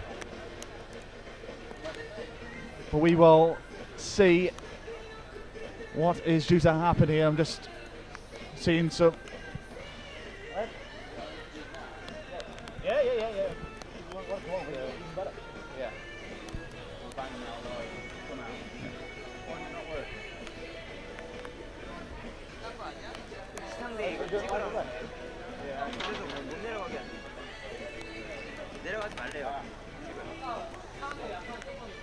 Well, Magnus, I'm going to leave you for a few moments because we're going to be doing the interviews live with Mina and Jakob, whilst we do have this little delay in the medal ceremony. So I'm going to leave you be. Many thanks for joining us on commentary today. Thank you. And My best of luck pleasure. for the rest of the tour. Thank you.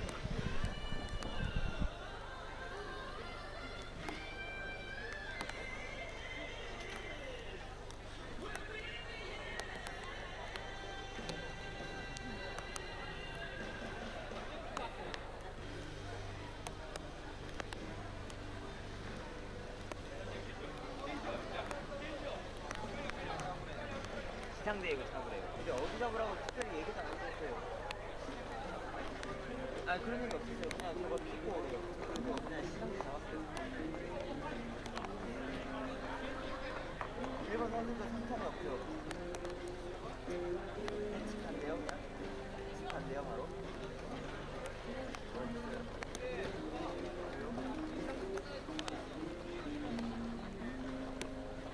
이제 선수는 몇 등한 거예요?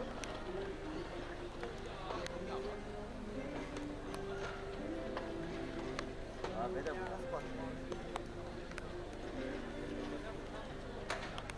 그니까요. 요즘에 한개 날라가는데.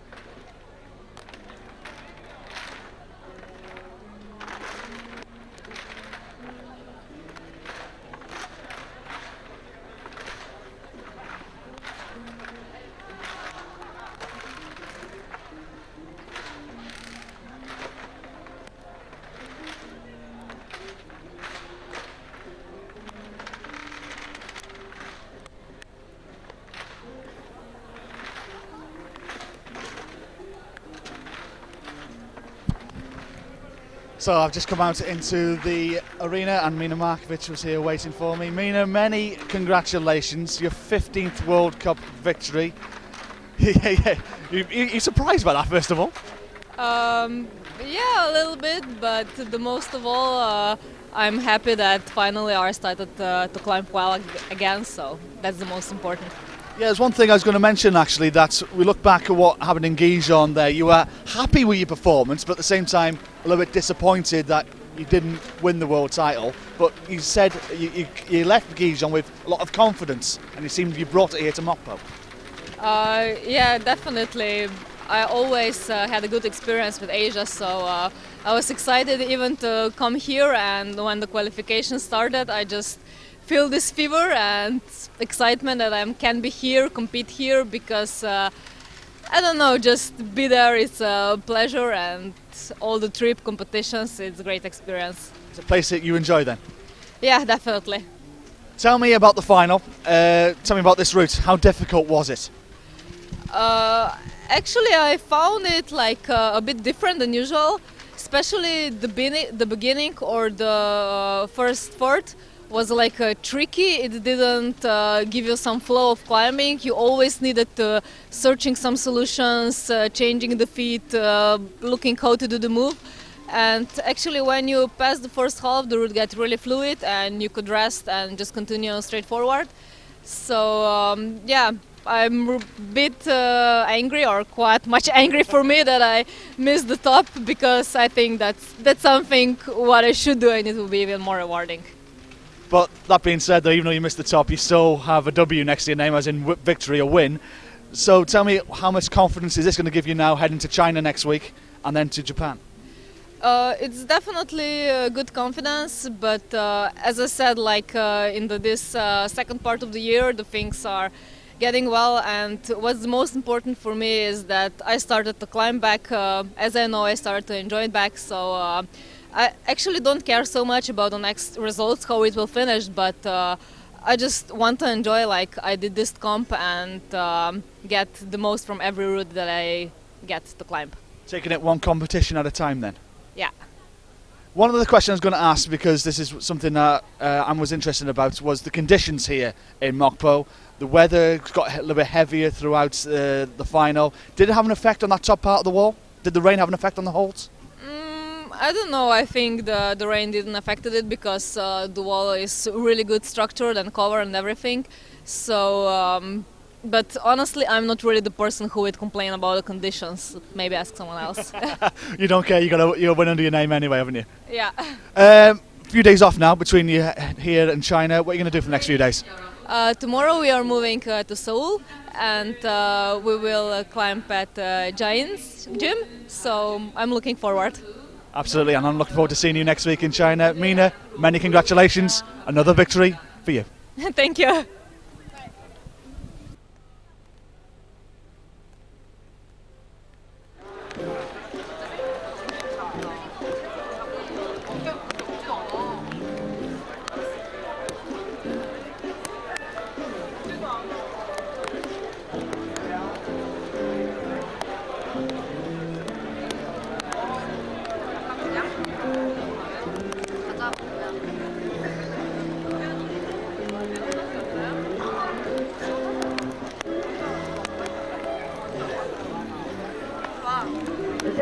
please. We need Kokorin from Russia. Kokorin from Russia. Please come to the podium. Kokorin, please come to the podium.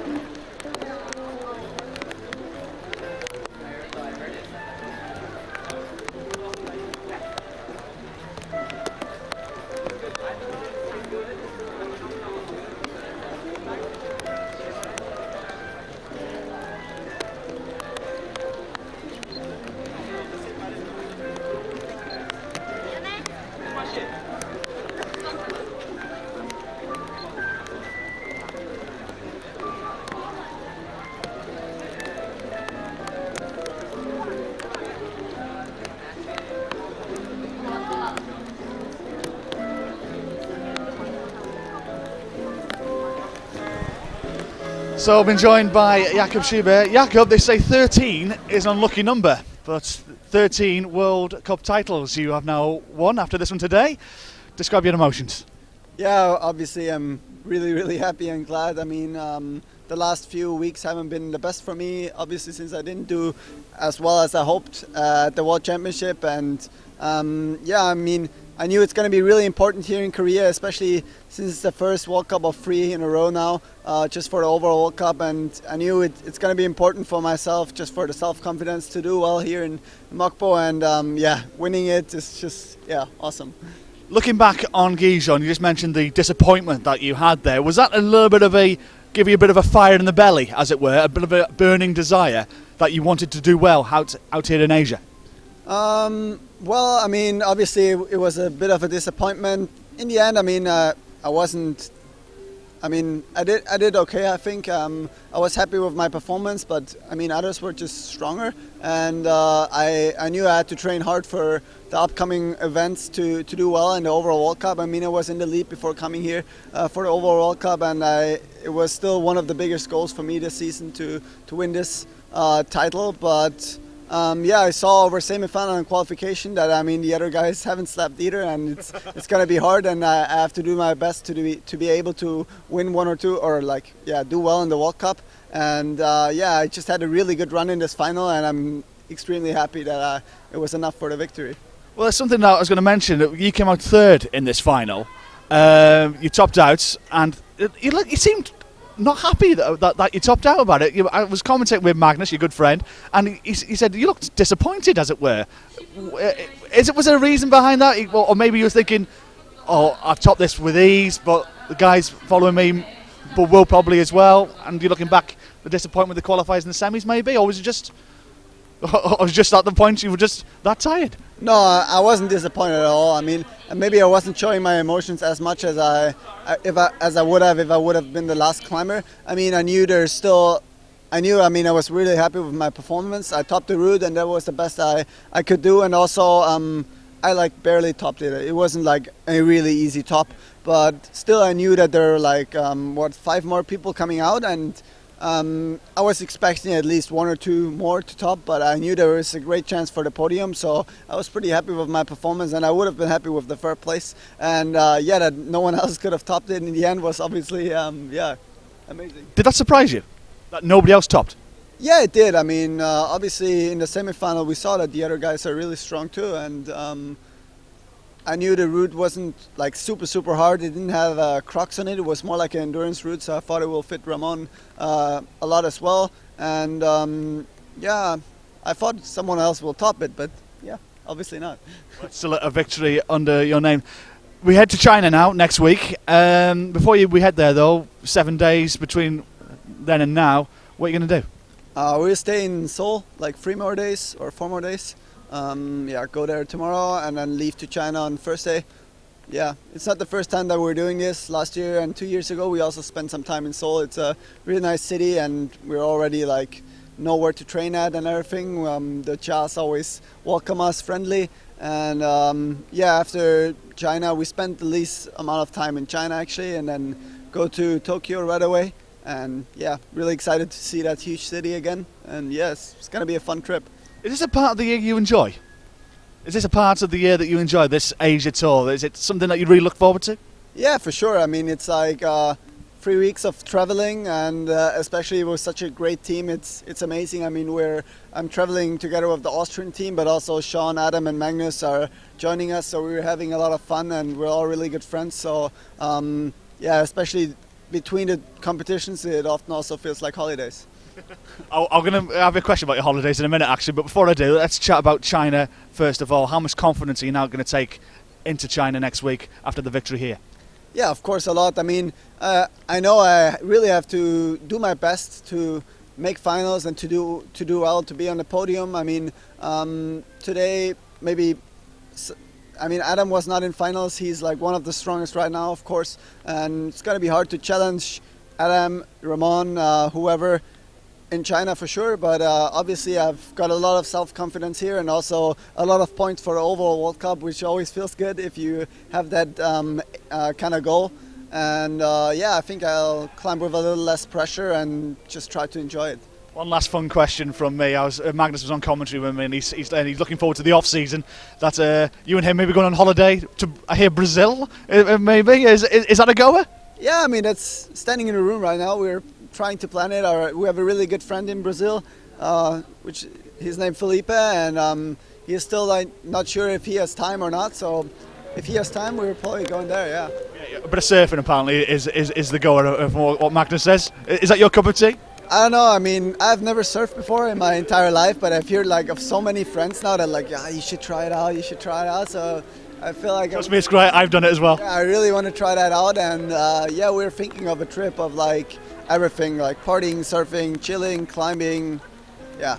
Well, enjoy the few days off you had before now in China. Jakob, well done, champion once again. Thank you.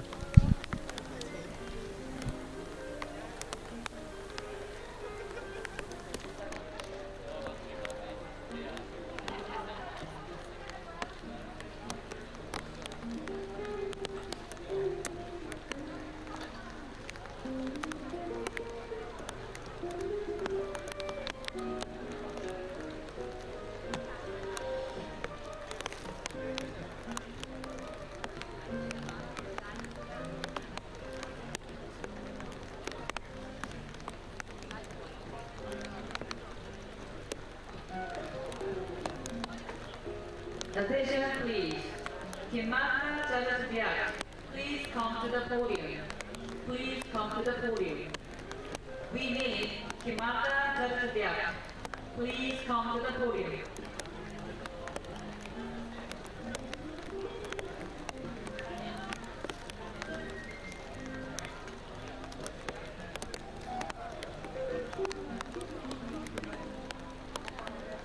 Me, Jean, Kim. Jean, disappointment for you today. It just didn't happen for you, did it? Yeah, I also quite disappointed for me. I don't know what happened. Maybe I did mistake. Yeah. Before the final, actually I didn't nervous, and I felt my body shape was quite good. But in the final, at the beginning, I felt the move is very far from me, but I wanted to overcome. But I don't know why. But it's okay. I did my best, and the competition has more three competition in this season. One question I'm going to ask is what happened last month in Gijon. How much have you enjoyed now being a world champion? How much have you enjoyed being world champion? You know, you now have a world champion next to your name. How much are you enjoying that? You know, world championship is very big present for me. So, yeah, I'm still happy. I bet you are. One question again, the first question again, but I'd like to ask you to give that answer in Korean. Disappointment for you today. It didn't happen for you here on home soil. In Korean. 한국에서 하는 경기였기 때문에 좋은 모습 보여드리고 싶었는데 결승전에서 안타깝게 완등을 하지 못해서 죄송스럽게 생각하고 또 그래도 열심히 했기 때문에 앞으로 또 남은 대회에서 더 좋은 등반 많이 보여드리겠습니다. 네. Jan, many thanks. See you next week in China. Yeah, see you.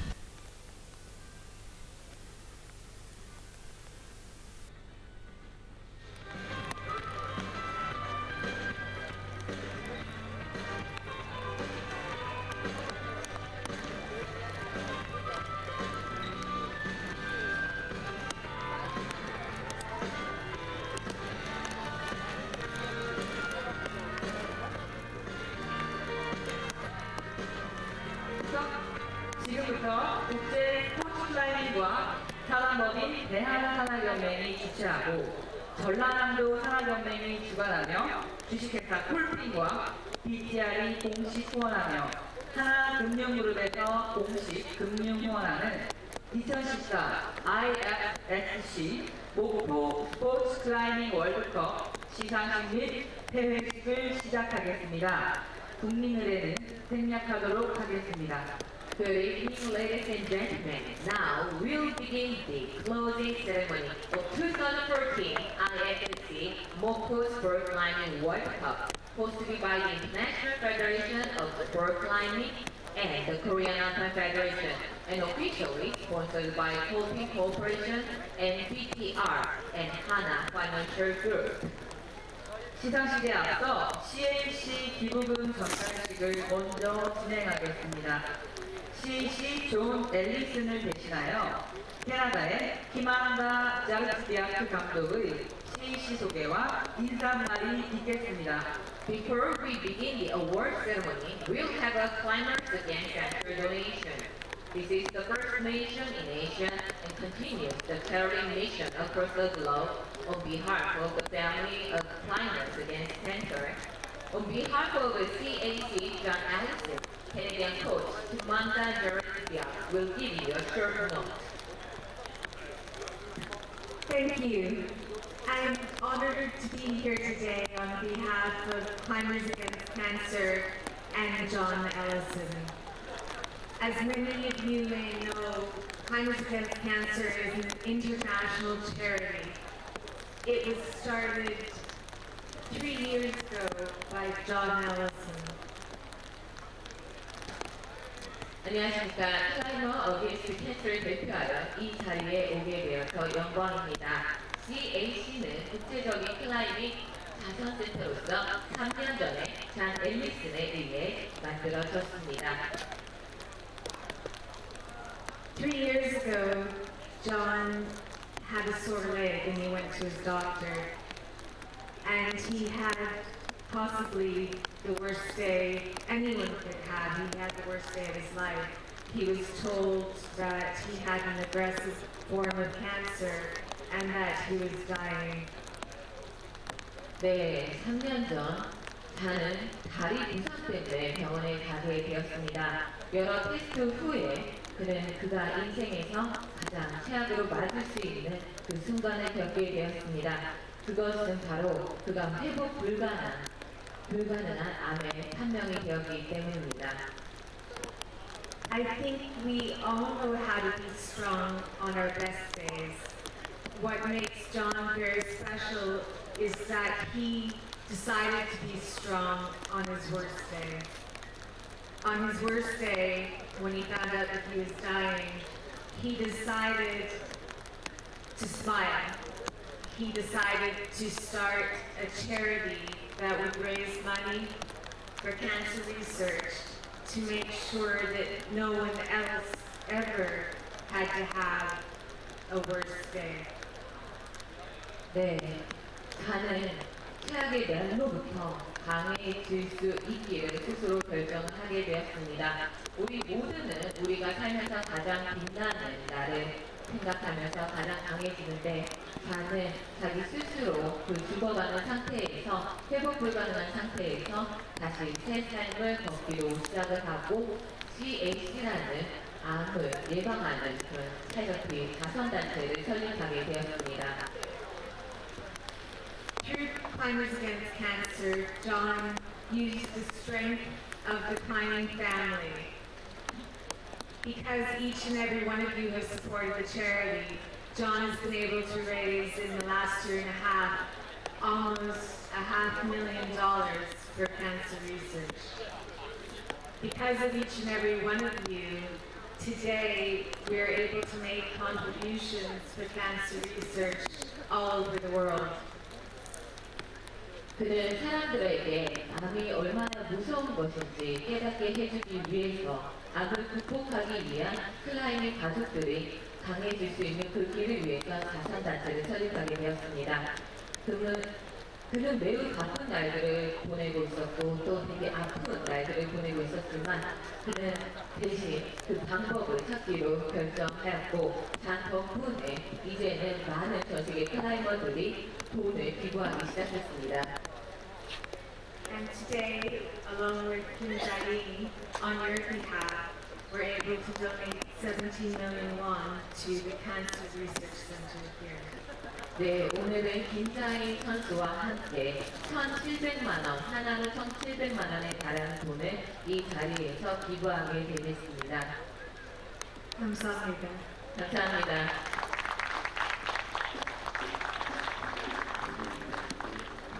네, 기부금은 다음으로 CAC 대한민국의 기부 암장인 더 자스를 대표해서 김자인 선수의 인사말이 있겠습니다.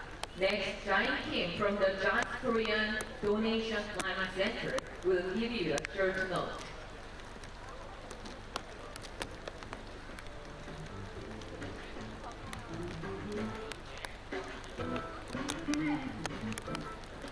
네, 안녕하세요. 클라이머 김자인입니다. Good evening, my name is Kim Ja-in. 일단은 전 세계 CAC를 대표해서 제가 이번에 인기 만든사의 기부금을 전달하게 되어서 굉장히 영광스럽게 생각하고요. 또 이번이 이제 아시아에서는 처음으로 이루어지는 기부금 전달이기 때문에 또 그만큼 더 의미가 있다고 생각합니다. 그리고 앞으로도 CAC가 암과 싸우고 있는 환우들과 또 환우의 가족들에게 희망을 많이 줄 수 있었으면 좋겠고 저도 CAC의 회원으로서 더 적극적으로 열심히 홍보를 하고 또 열심히 동반하겠습니다. 네, 감사합니다. Good evening, ladies and gentlemen. I'm honored to hand over the donation on behalf of Climbers Against Cancer to National Cancer Center. This is the first donation in Asia, and I believe it's grateful to start in Asia and here. I hope CAC continue to deliver hope to the world and the family who is suffering from cancer. As a member of CAC, I'll continue working and advertising CAC. Thank you very much. 기부금은 CAC 존 앨리슨을 대신하여 캐나다 키만다 자르치지학 감독과 김자인 선수가 대한민국 국립암센터 이건국 대외협력실장에게 10,000파운드, 하나로 약 1,700만 원의 금액을 전달하도록 하겠습니다. Now it's time for CAC's donation.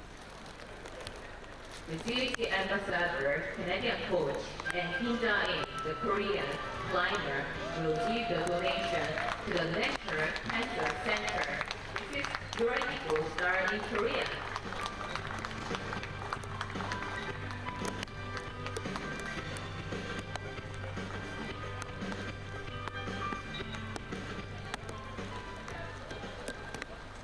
네, 여러분 큰 박수 부탁드리겠습니다.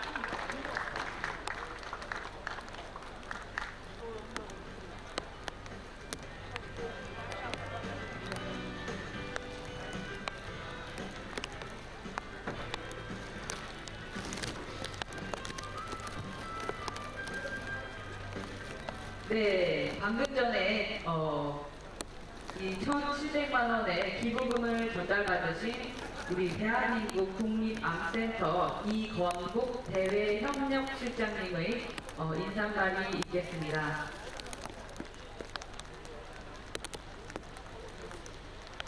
네, 저는 국립암센터를 대표해서 이 자리에 참석한 이건국입니다. Good evening, ladies and gentlemen. My name is Lee Gong-guk on behalf of Korean National Cancer Center. 전 세계의 스포츠 클라이밍 회원들에 참석하는 성대한 잔치에 초청해 주셔서 국립암센터를 대표하여 진심으로 감사드립니다. I would like to extend my thanks to all of you who welcomed and invited me here today.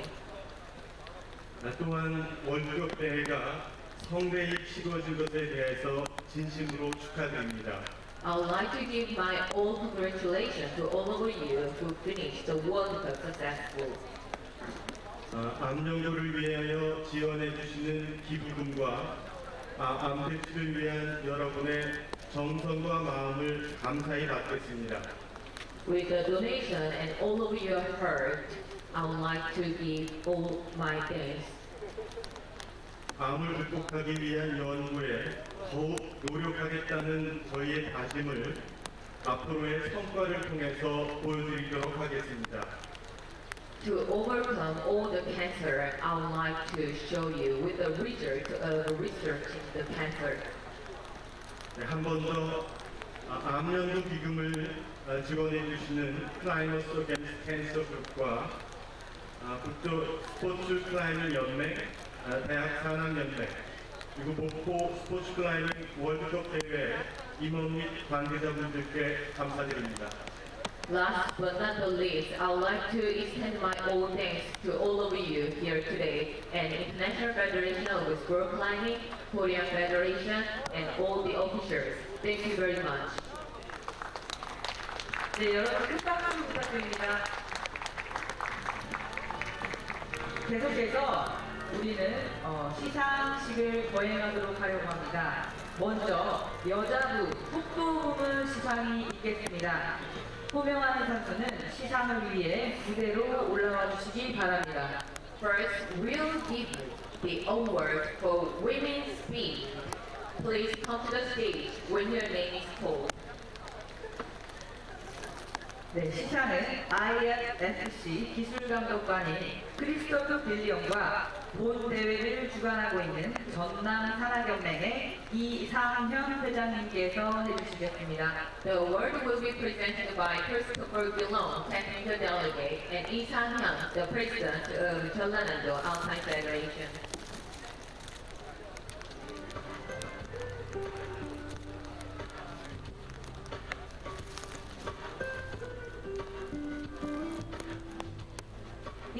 IFSC 목포 스포츠 클라이밍 월드컵 속도 부문 3위 폴란드 페트리샤 샤우츠지아. 네, 여러분 큰 박수 부탁드립니다. 2위 프랑스 아흐 야우베르트. 덴마크의 1위 러시아 유리아 카플리나. 네, 여러분 큰 박수 보내주시기 바랍니다.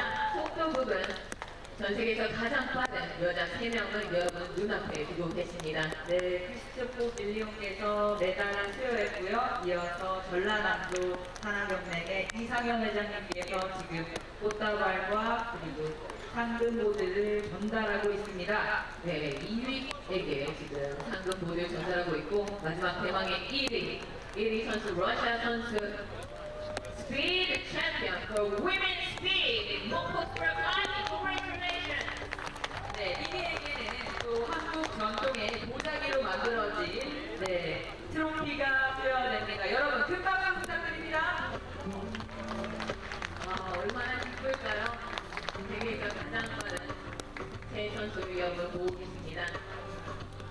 자, 이제 속도 경기 여자부 우승국의 국기 계약 및 국가 연주가 있겠습니다. Now we'll play the national anthem for the winner of the women's speed. 네, 장내에 계신 여러분께서는 경기벽 앞에 보이는 국기를 향해 주시기 바랍니다. Please have the screen on the national flags.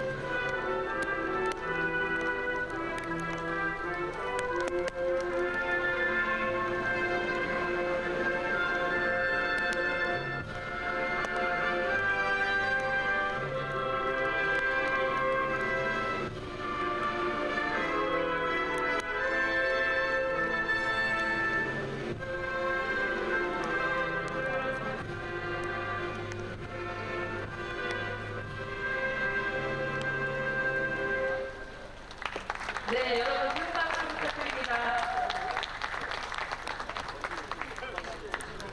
네, 잠시 사진 찍는 포토 타임을 가지도록 할게요. 네, 포토 타임.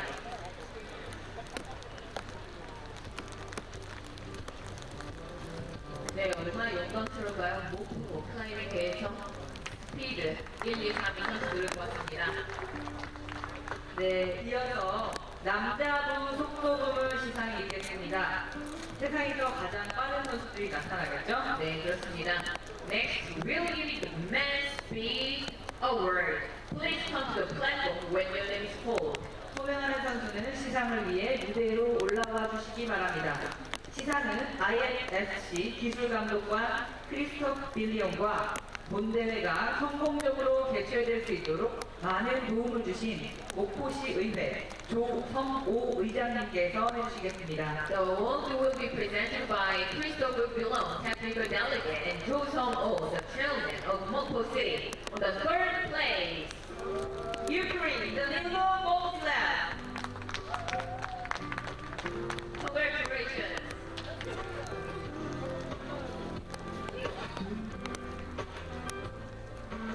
And on the second place, Czech Republic, Vibor Perugia. congratulations.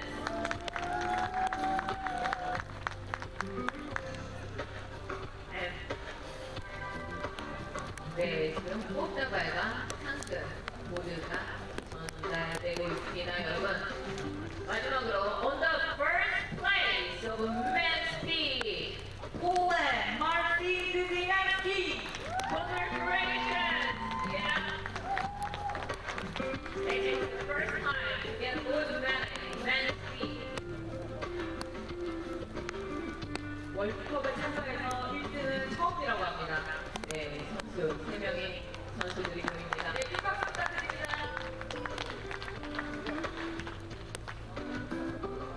네, 이어서 속도경기 남자부 우승국의 국기 개양 및 국가 연주가 있겠습니다. We will now play the national anthem for the first winners men's speed event.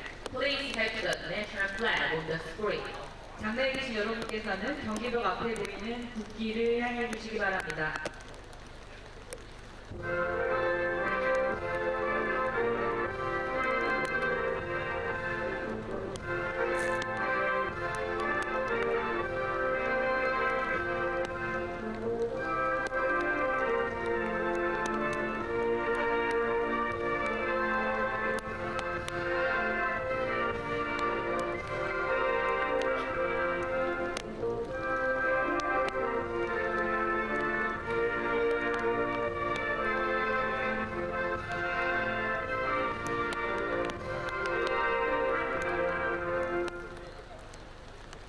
바로 큰 박수 부탁드립니다. 네, 이 선수들의 사진 타임 있겠습니다.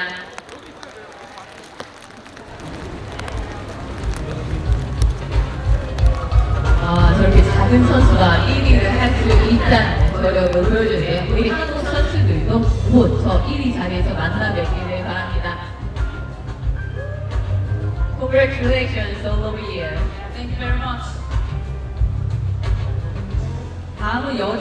난이도 부문 시상이 있겠습니다. Next, we'll give the award for women lead. 호명하는 선수는 시상을 위해 무대로 와주시기 바랍니다. Please come to the podium when your name is called upon. 시상은 IFSC 기술감독관 크리스토프 빌리옹과 대한산악연맹 이인정 회장님께서 해주시겠습니다. The award will be presented by Christopher Bilong, technical delegate, and Lee In-jung, the president of the Korean Alpine Federation. 2014 IFSC 목포 스포츠 클라이밍 월드컵 여자부 3위 프랑스 엘렌 자니코. Congratulations! Great job! Congratulations! And on the second place, 벨기우 아난 베르호멘. congratulations! Congratulations! 네, 1위는 미나가 작년에도 1등인데 또 이 무대에서 1등을 하게 되네요. On the first place for women's lead, 슬로베니아 미나 마르코비. congratulations!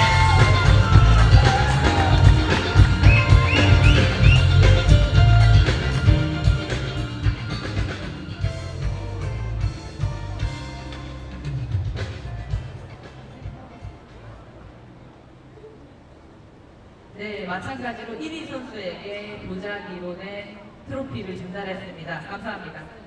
자, 난이도 경기 여자부 우승국의 국기계약 및 국가 연주가 있겠습니다. Now we'll play the national anthem for first place of women league.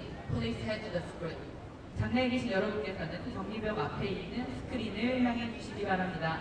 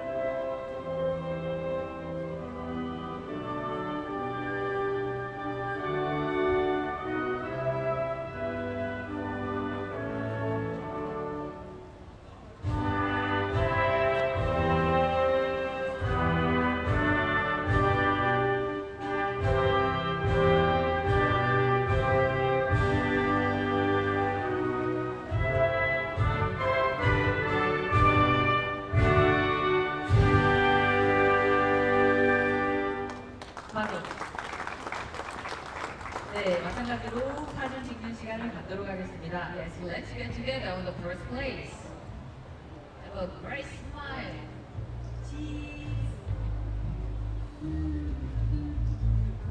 네, 여자 난이도 목포 스포츠 클라이밍에서 1, 2, 3위를 한 선수들을 볼 수 있습니다. Thank you very much. 다음은 남자부 난이도 부문 시상이 있겠습니다. 호명하는 선수는 시상을 위해 무대로 와주시기 바랍니다. Next, we'll give you the award for men's lead. Please come to the station. Yes. 시상은 IFSC 기술감독관 크리스토프 빌리옹과 대한산악연맹의 이인정 회장님께서 해주시겠습니다. The award will be presented by Christopher Bilong, the technical delegate, and Lee In-jung, the president of Korean Alpine Federation. Right, on the third place, Romain Des Franks. congratulations! Great record, great, Romain. And on the second place, Slovenia Romain Scofi. congratulations! What a record that you got! Amazing, great job!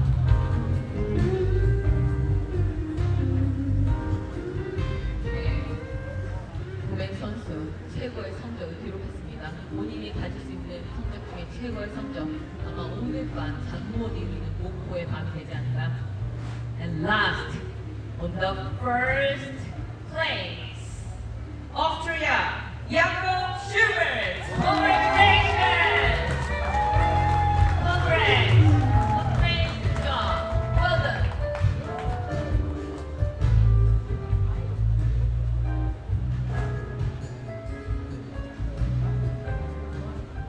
네, 야콥 선수 항상 한국에서는 트로피로 전달하겠습니다.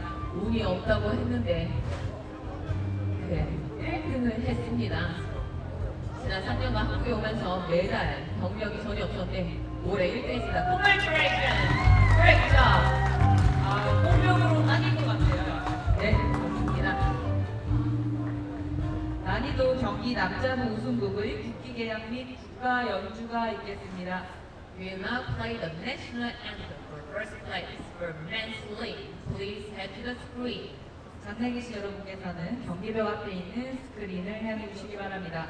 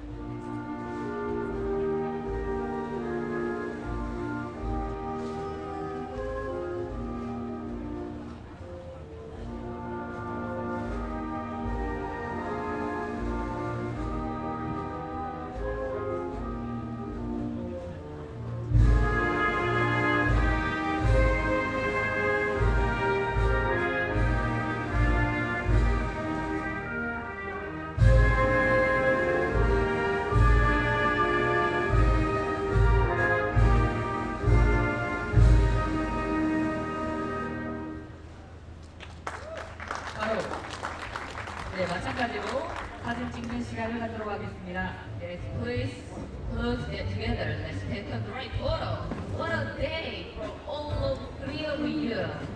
Amazing day. 여러분 큰 박수 보내주시기 바랍니다. Congratulations from amazing teachers.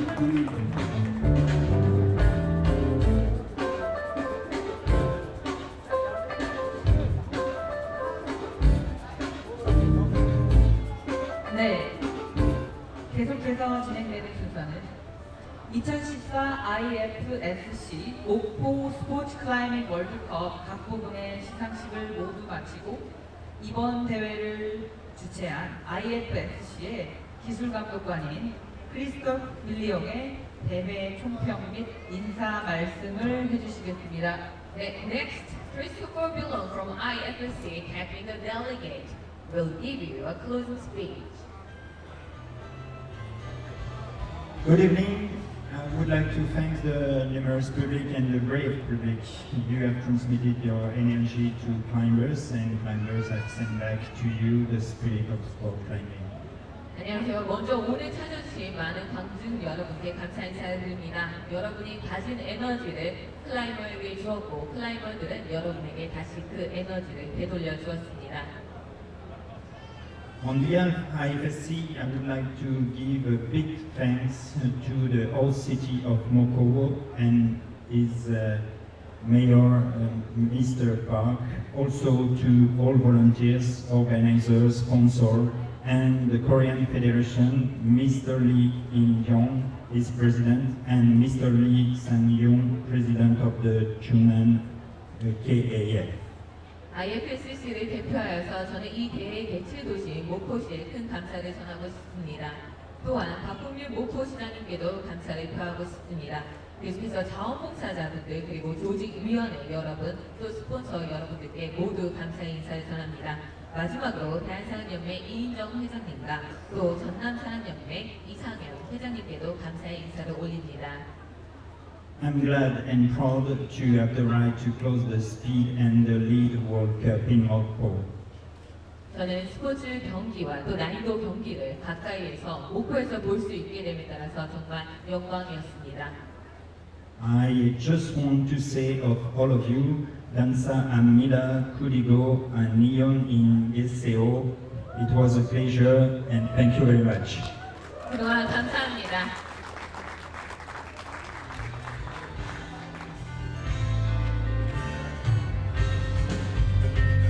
네, 다음으로는 IFSC와 이번 대회를 공동 주최했던 산업업인 대한산학연맹의 이인정 회장님께서 폐회사를 해주시겠습니다. Next, we'll have Lee In-jung, the president of the Korean Japan Federation, will give you your closing remarks.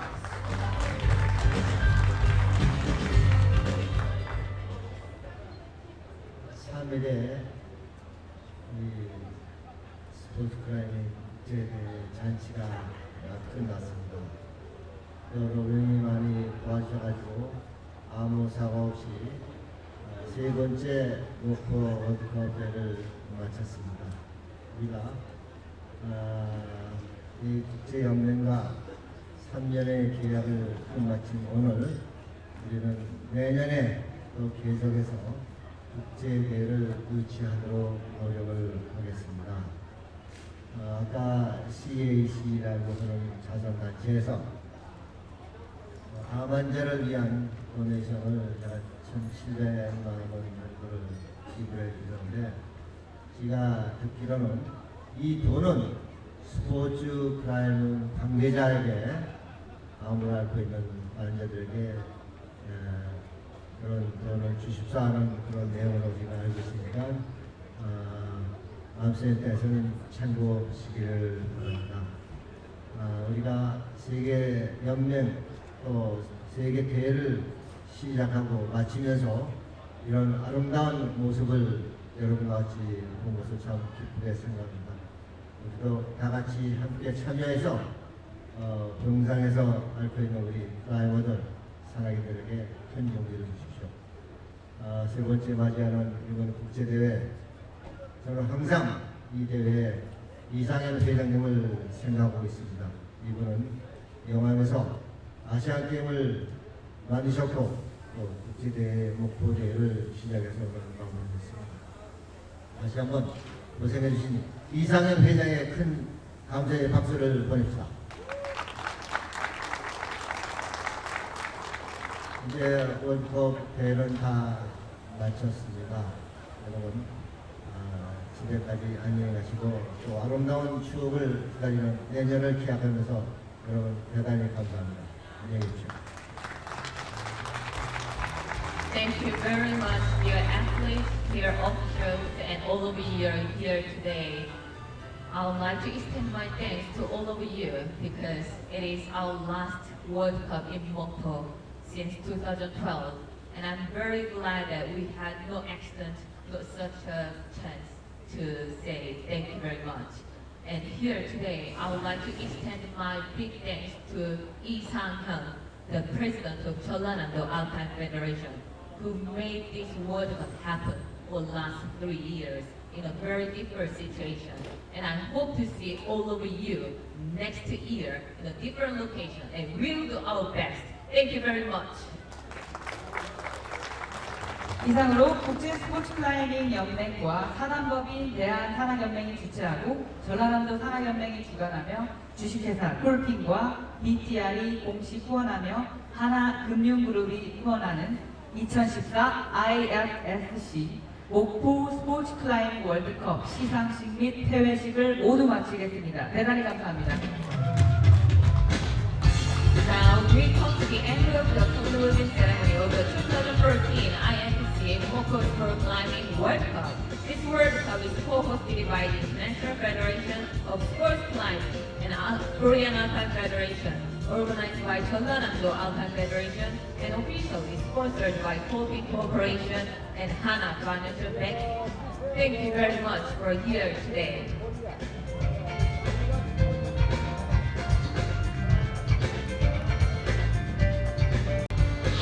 네, 잠내에 계신 분들에게 안내 말씀 드리겠습니다. 1위부터 6위까지 입상한 선수는 여권을 지참하여 숙소 1층